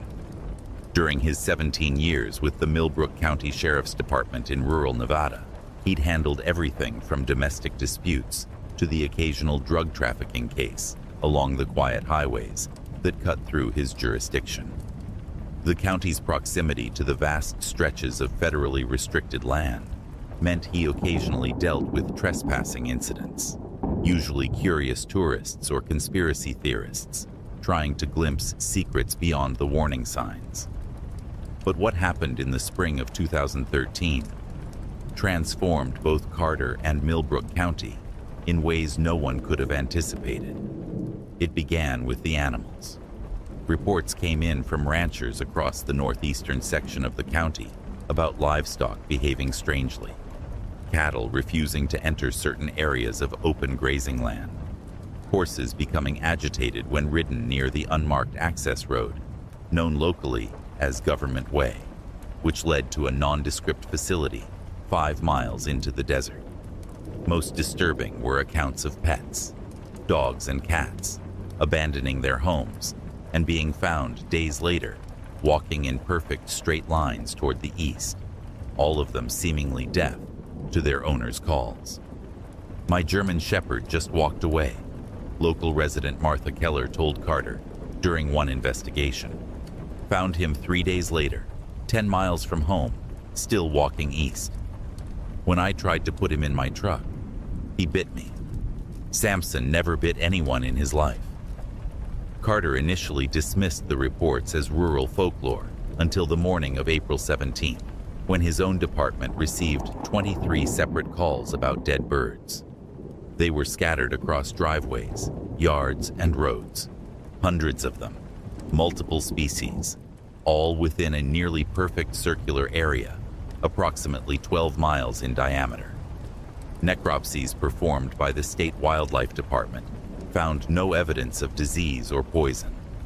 The only commonality was cerebral hemorrhaging in each bird, as if they had suddenly suffered massive brain aneurysms in mid-flight. 3 days later, the first human case appeared.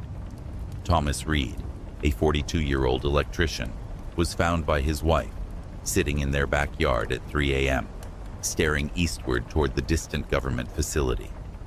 When she tried to guide him back inside, he became violent, suffering what appeared to be a seizure before losing consciousness. At the county hospital, doctors discovered the same pattern of cerebral bleeding seen in the birds, though less severe. When Reed regained consciousness 12 hours later, he had no memory of the incident, but reported vivid dreams of voices calling from behind a metal wall. Over the next week, 11 similar cases were reported, all adults, all found outside their homes in the middle of the night, all facing east, all suffering the same medical symptoms. Sheriff Carter noticed another pattern. Each incident had occurred along a roughly circular boundary, approximately 12 miles from the government facility, the same radius where the dead birds had been found. Carter contacted the facility directly, using the emergency number provided to local law enforcement. The official he spoke with, who identified himself only as Director Lawson, denied any connection to the incidents, but agreed to send a representative to meet with Carter the following day. The meeting never happened. Instead, at 7:33 that evening, all electronic communications in Millbrook County failed simultaneously. Cell phones, internet, radio, even hardwired telephone lines. Residents reported electronic devices behaving erratically before shutting down completely, televisions turning on without being touched, digital clocks displaying impossible sequences of numbers, car radios scanning rapidly through frequencies before emitting high-pitched tones that caused immediate headaches and disorientation. Sheriff Carter, driving back from a remote farm where another seizure case had been reported, experienced the phenomenon firsthand. His patrol car's electrical system failed completely. The radio erupted with a burst of static, followed by what sounded like whispered voices speaking in unison, and his cell phone battery overheated so severely it melted partially through its case. As he pulled to the side of the road, Carter noticed something extraordinary in the darkening sky to the east, a faint dome of light, barely visible, extending from the desert floor up into the clouds. At its center, where he knew the government facility to be located, A column of pale blue illumination pulsed with a regular rhythm. Most disturbing was what Carter felt as he stepped out of his vehicle, a pressure in his head, building gradually, accompanied by a sound just at the threshold of hearing. Not quite a tone, not quite a voice, but something that seemed to resonate directly within his skull rather than entering through his ears. Grabbing his binoculars from the patrol car, Carter scanned the distant facility. What he witnessed would later form the core of his classified testimony.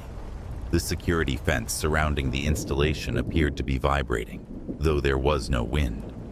More bizarrely, the air above the facility seemed to ripple like the surface of water, and periodic flashes of light pulsed outward in concentric rings, visible only for split seconds before disappearing.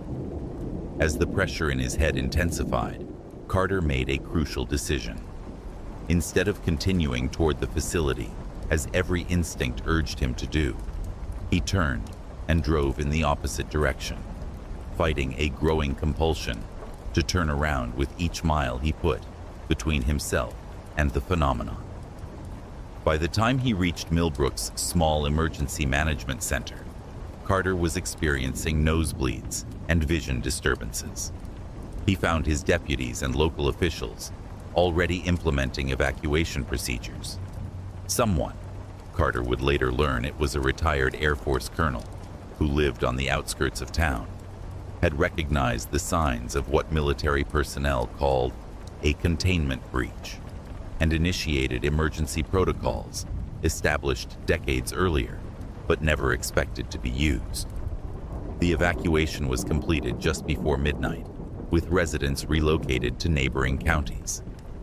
Military personnel established a perimeter around the affected area by morning, preventing anyone from entering what was now officially designated a hazardous materials containment zone.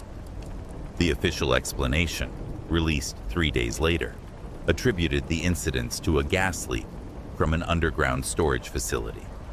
Residents were told the emissions had caused hallucinations and neurological symptoms, but posed no long-term health risks. They were permitted to return to their homes after a week, once the leak had supposedly been repaired.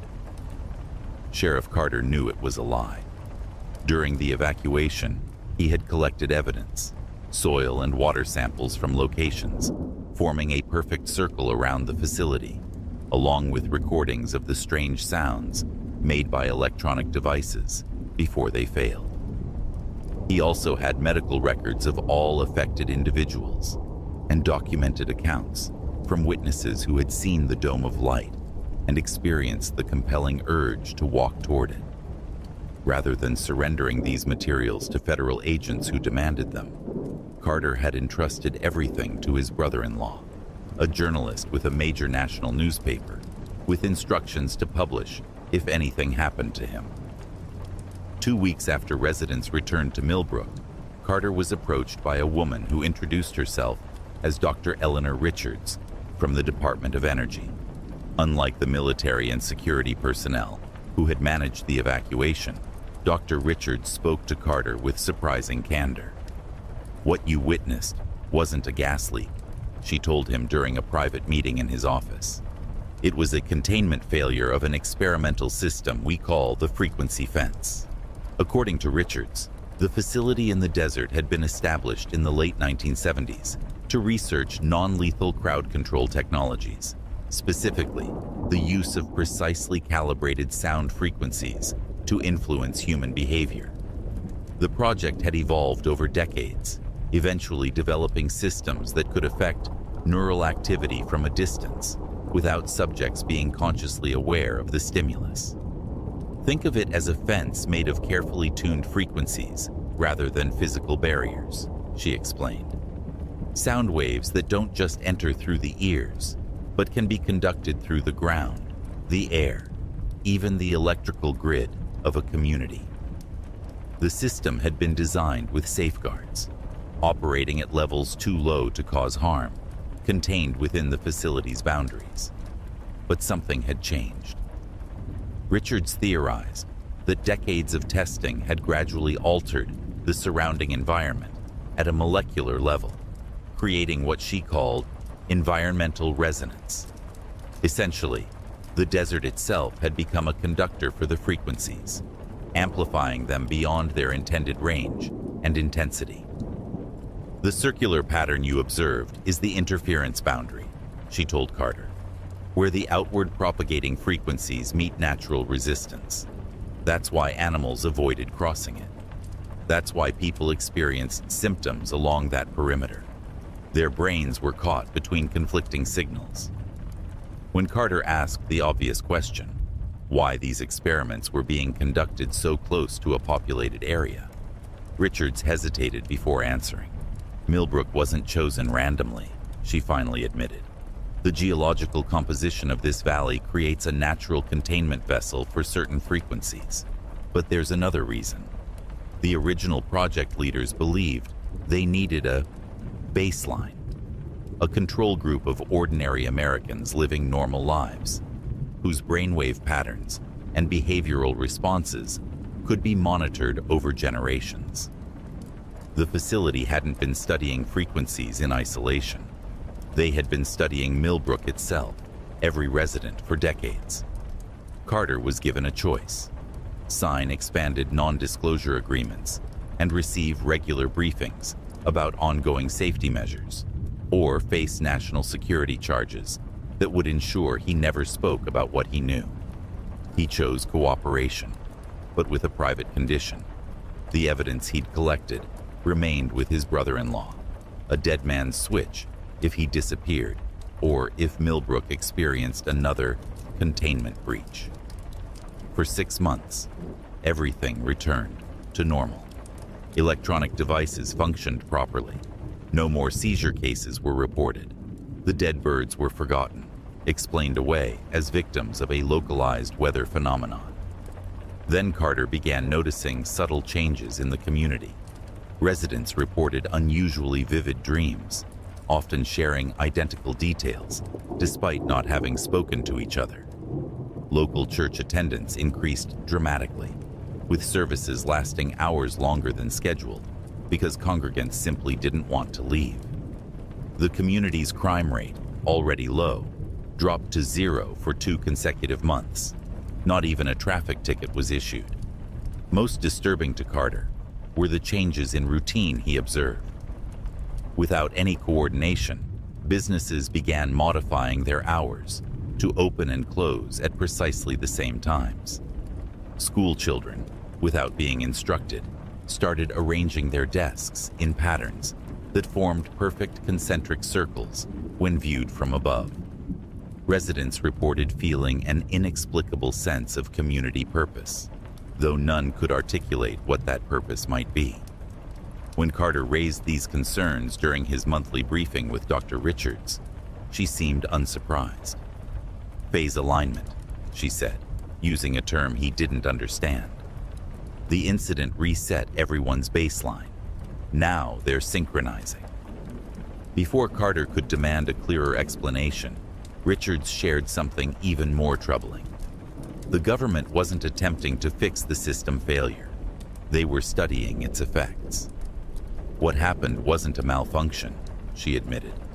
It was an unexpected breakthrough. The system exceeded its design parameters in ways we never imagined possible. Now, we're observing the results. Carter's next question chilled Richards's clinical detachment. Are we still free? Are we making our own choices anymore? Her hesitation before answering told him everything. That night, Carter drove to the circular boundary where the bird deaths and seizure cases had occurred. Using equipment borrowed from the county's road maintenance department, he took soil samples at regular intervals along a 5-mile stretch. Back in his garage, converted into a makeshift laboratory, he ran tests using techniques shown to him by a university professor who owed him a favor. The results confirmed his worst fears. The soil showed elevated levels of unusual compounds, synthetic neurochemicals typically found only in psychiatric medications, along with microscopic metallic particles that could serve as conductors for electrical impulses. The Earth itself had been seeded with compounds that could influence brain chemistry. Over the following weeks, Carter documented increasingly bizarre community behaviors. Residents began gathering in the town square at sunset, not speaking to each other, simply standing in formation for exactly 17 minutes before dispersing. Children under 12 started drawing the same image repeatedly, a tower-like structure surrounded by concentric rings that perfectly matched the facility Carter had seen in the desert.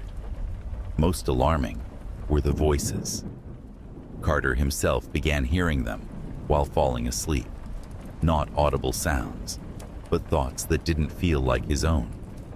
They spoke of the coming alignment and preparation for arrival. When he carefully questioned fellow residents, many admitted to similar experiences, but showed no concern, describing the voices as comforting and unifying. On October 17th, exactly 6 months after the initial incident, Carter made his final decision. Using the evidence he'd gathered, he worked with his brother-in-law to prepare a comprehensive report. As he was completing the documentation, his home lost power.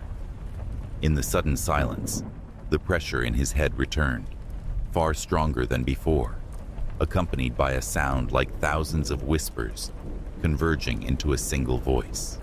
Looking out his window, Carter saw his neighbors walking purposefully down the street, all moving in the same direction, east toward the facility.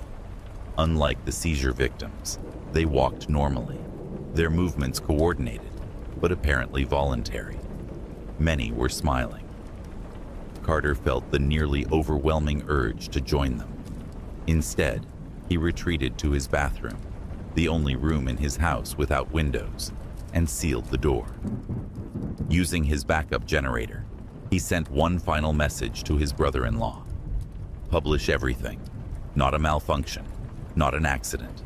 First contact. When federal agents entered Carter's home the following morning, they found it empty. His car remained in the garage. His service weapon was still in its safe. The only unusual element was a voice recorder placed prominently on his kitchen table, containing a single message. They weren't keeping something out with that fence. They were keeping something in. Now it's free and it's in all of us. We're becoming its new container. Tell them I've gone to see what's behind the fence. Someone needs to bear witness. The published report triggered immediate congressional inquiries and media investigations. The facility was officially acknowledged as a communications research station that had experienced a technical malfunction, resulting in localized electromagnetic phenomena. All residents of Millbrook were offered generous relocation packages, and the entire county was redesignated as a federal wildlife preserve, permanently closed to public access. Satellite imagery taken 1 year later shows the community appears intact, but completely abandoned. Environmental monitoring stations detect no signs of radiation or chemical contamination. The only unusual reading comes from equipment designed to measure electromagnetic frequencies, which shows a constant rhythmic pattern emanating from the area, growing slightly stronger each month, expanding outward in a perfect circle that now extends far beyond the original 12-mile radius. The last known communication attributed to Sheriff Nathan Carter was a handwritten letter received by his brother-in-law 2 years after his disappearance. It contained only 4 sentences. The fence works both ways. They've been trying to reach us for longer than we've existed, not an invasion, an invitation. The letter's postmark indicated it had been mailed from a post office 3,000 miles from Millbrook, but analysis showed the paper contained trace elements found only in the soil of that specific Nevada valley.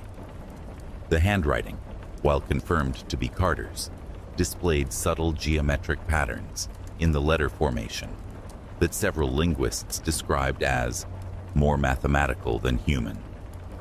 The government monitoring station nearest to former Millbrook County maintains constant surveillance of the area. Personnel are rotated every 2 weeks due to what official reports describe as environmental stress factors leading to unusual cognitive effects.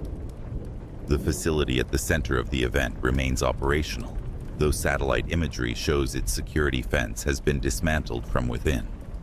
According to classified reports later leaked to the public, the final entry in the facility's log, dated the night of the mass gathering, contains only a single line. Test successful. Conversation has begun.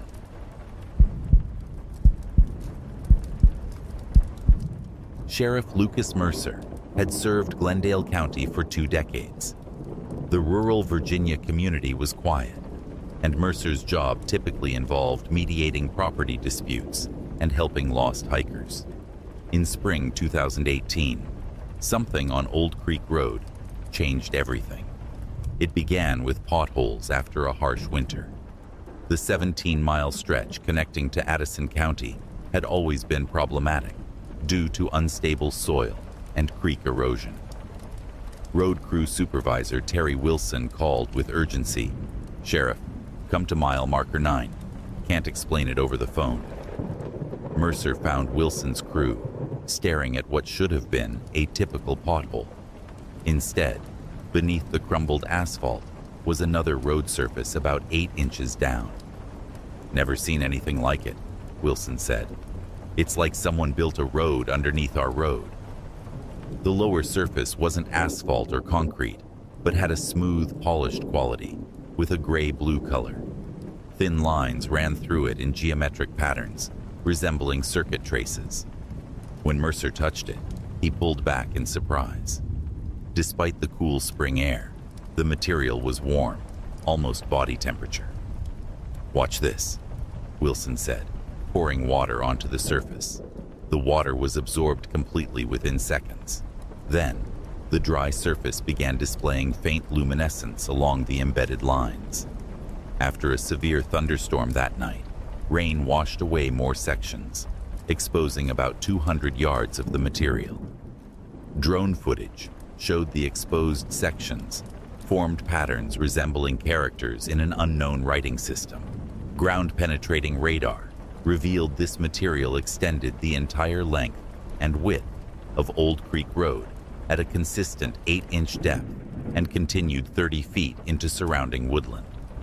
3 days later, at 2:15 a.m., residents reported bright lights and vibrations along the road. Electronics activated spontaneously, televisions showing static, phones displaying random numbers. Mercer found the exposed sections emitting pulsing blue-white light. More alarmingly, remaining asphalt appeared to be dissolving into the material below.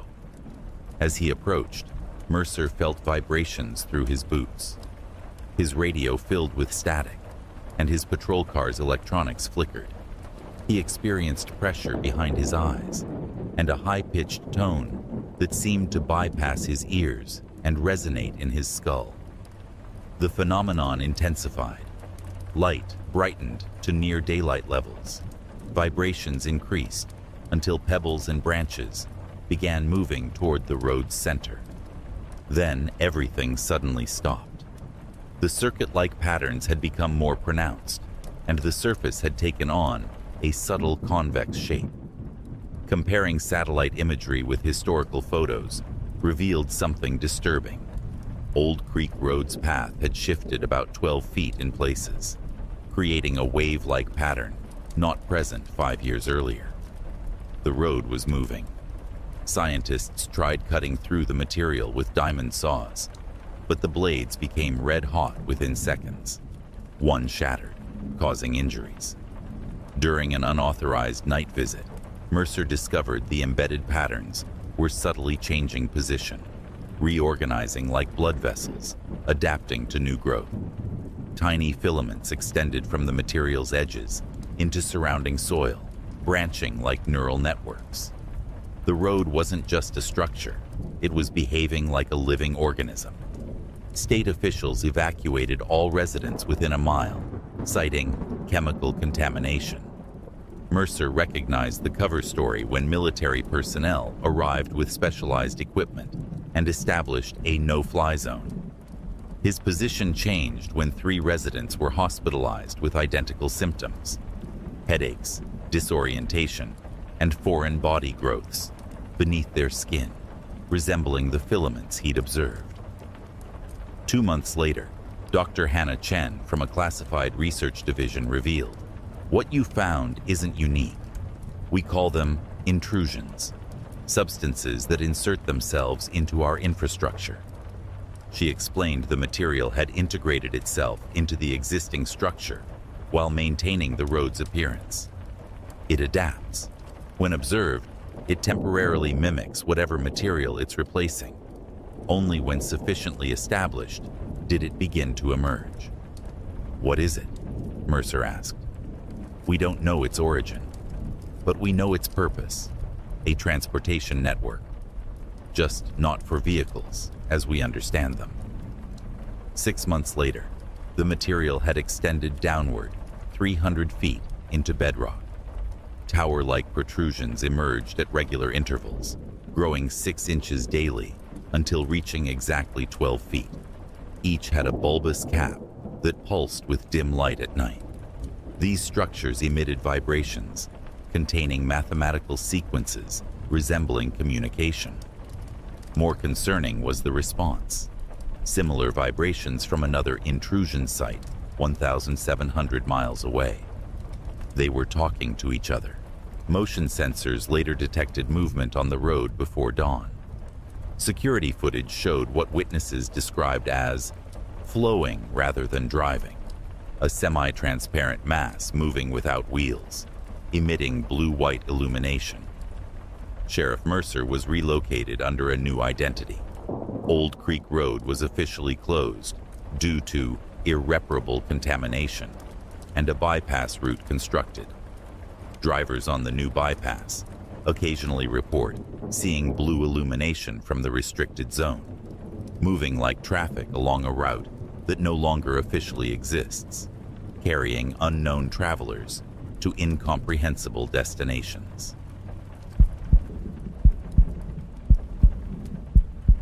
Sheriff Abigail Reeves had served Pine Valley for 16 years. The small Midwestern town of 2,300 people rarely saw serious crime, giving Reeves the quiet life she'd wanted after leaving Chicago's police force. But October 2019 brought something to Pine Valley that would change everything. It began with a census taker.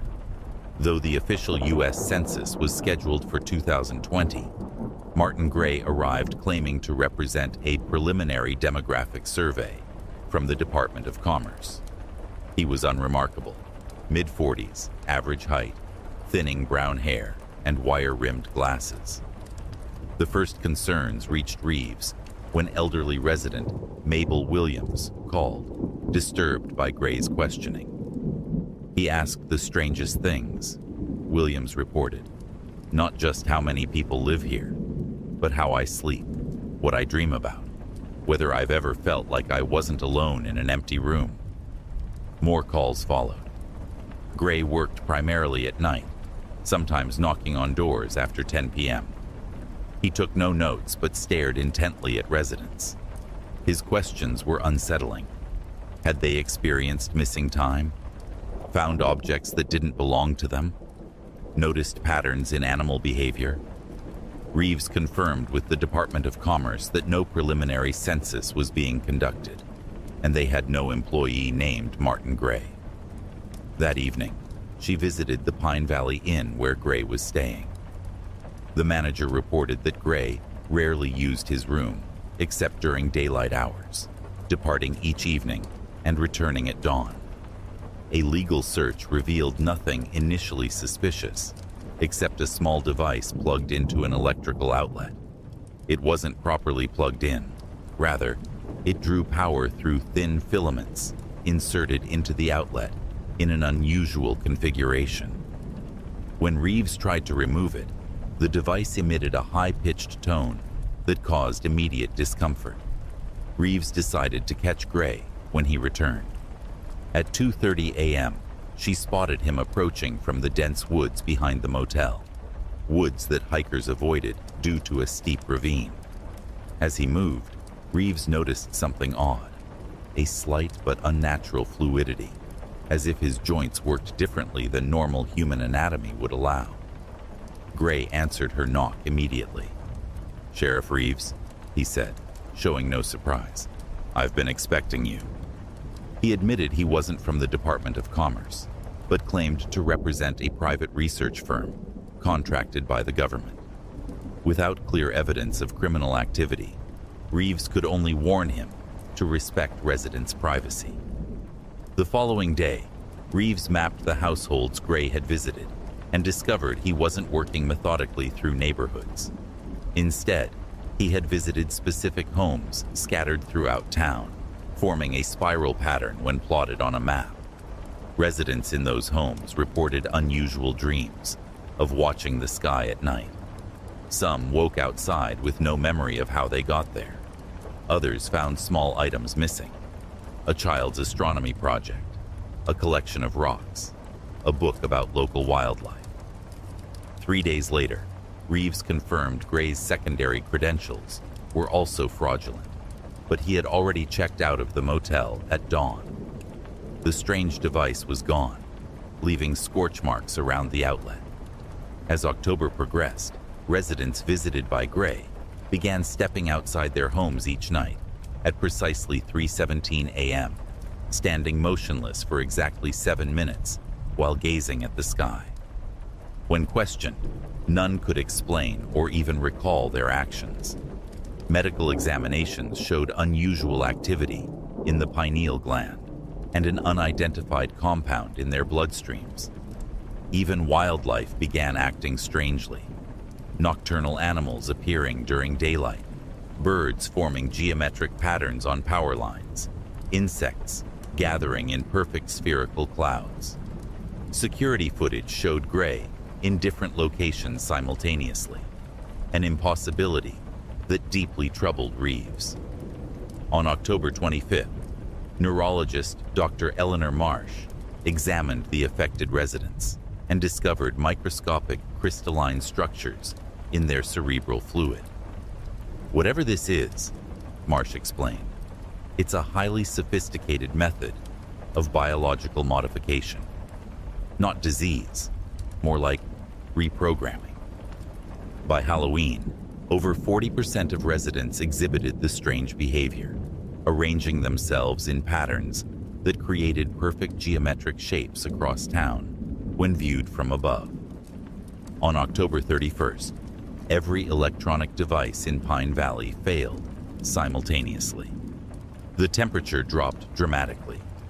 Sheriff Reeves witnessed affected residents converging on the town's central park, arranging themselves in concentric circles.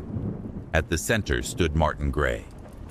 "You've done well, Sheriff," he said, his voice resonating strangely. "Your awareness has been noted in the survey results." "What have you done to these people?" Reeves demanded. "Nothing harmful. They're becoming compatible with what comes next. Tonight is merely a synchronization procedure." Gray's features seemed less solid, his movements showing impossible joint flexibility. "What are you?" she asked. "A census taker, though not for your government. We conduct surveys before any significant transition event." Above them, the stars shifted position. Darkness moved across the sky in geometric patterns, mirroring the formation below. "Pine Valley presents an optimal first contact point," Gray continued. "Your community will be remembered as the beginning." As the darkness coalesced into a perfect circle, residents raised their arms in unison, their pupils transformed into crystalline structures. Reeves felt an overwhelming presence in her mind, images of impossible structures, entities moving in ways that defied physics, vast networks connecting unknown stars. Gray's form changed dramatically, dissolving into something her mind couldn't process: impossible angles, and simultaneously solid and permeable surfaces. The census is complete. His voice resonated from multiple points. The full enumeration begins. Reeves lost consciousness. She awoke 3 days later in a hospital 40 miles away. The official investigation described a mass psychogenic event triggered by contaminated water. The town was condemned due to environmental hazards. Satellite imagery shows Pine Valley surrounded by a government facility. Nighttime photos occasionally capture geometric light patterns that appear for precisely 7 minutes. Sheriff Reeves, now a private security consultant, keeps a journal of coordinates for other small towns across America, arranged in a spiral pattern, with dates beside each one. The next date is approaching. Thanks for sticking with us all the way to the end. Your support truly makes a difference. If you enjoyed this tale, don't forget to hit like, drop a comment below with your thoughts, and subscribe so you never miss another story. A huge thank you to our sponsors for keeping the lights on and the wheels turning. We couldn't do this without you. Until next time, stay safe on the road, and remember, sometimes the scariest stories are the ones we tell ourselves.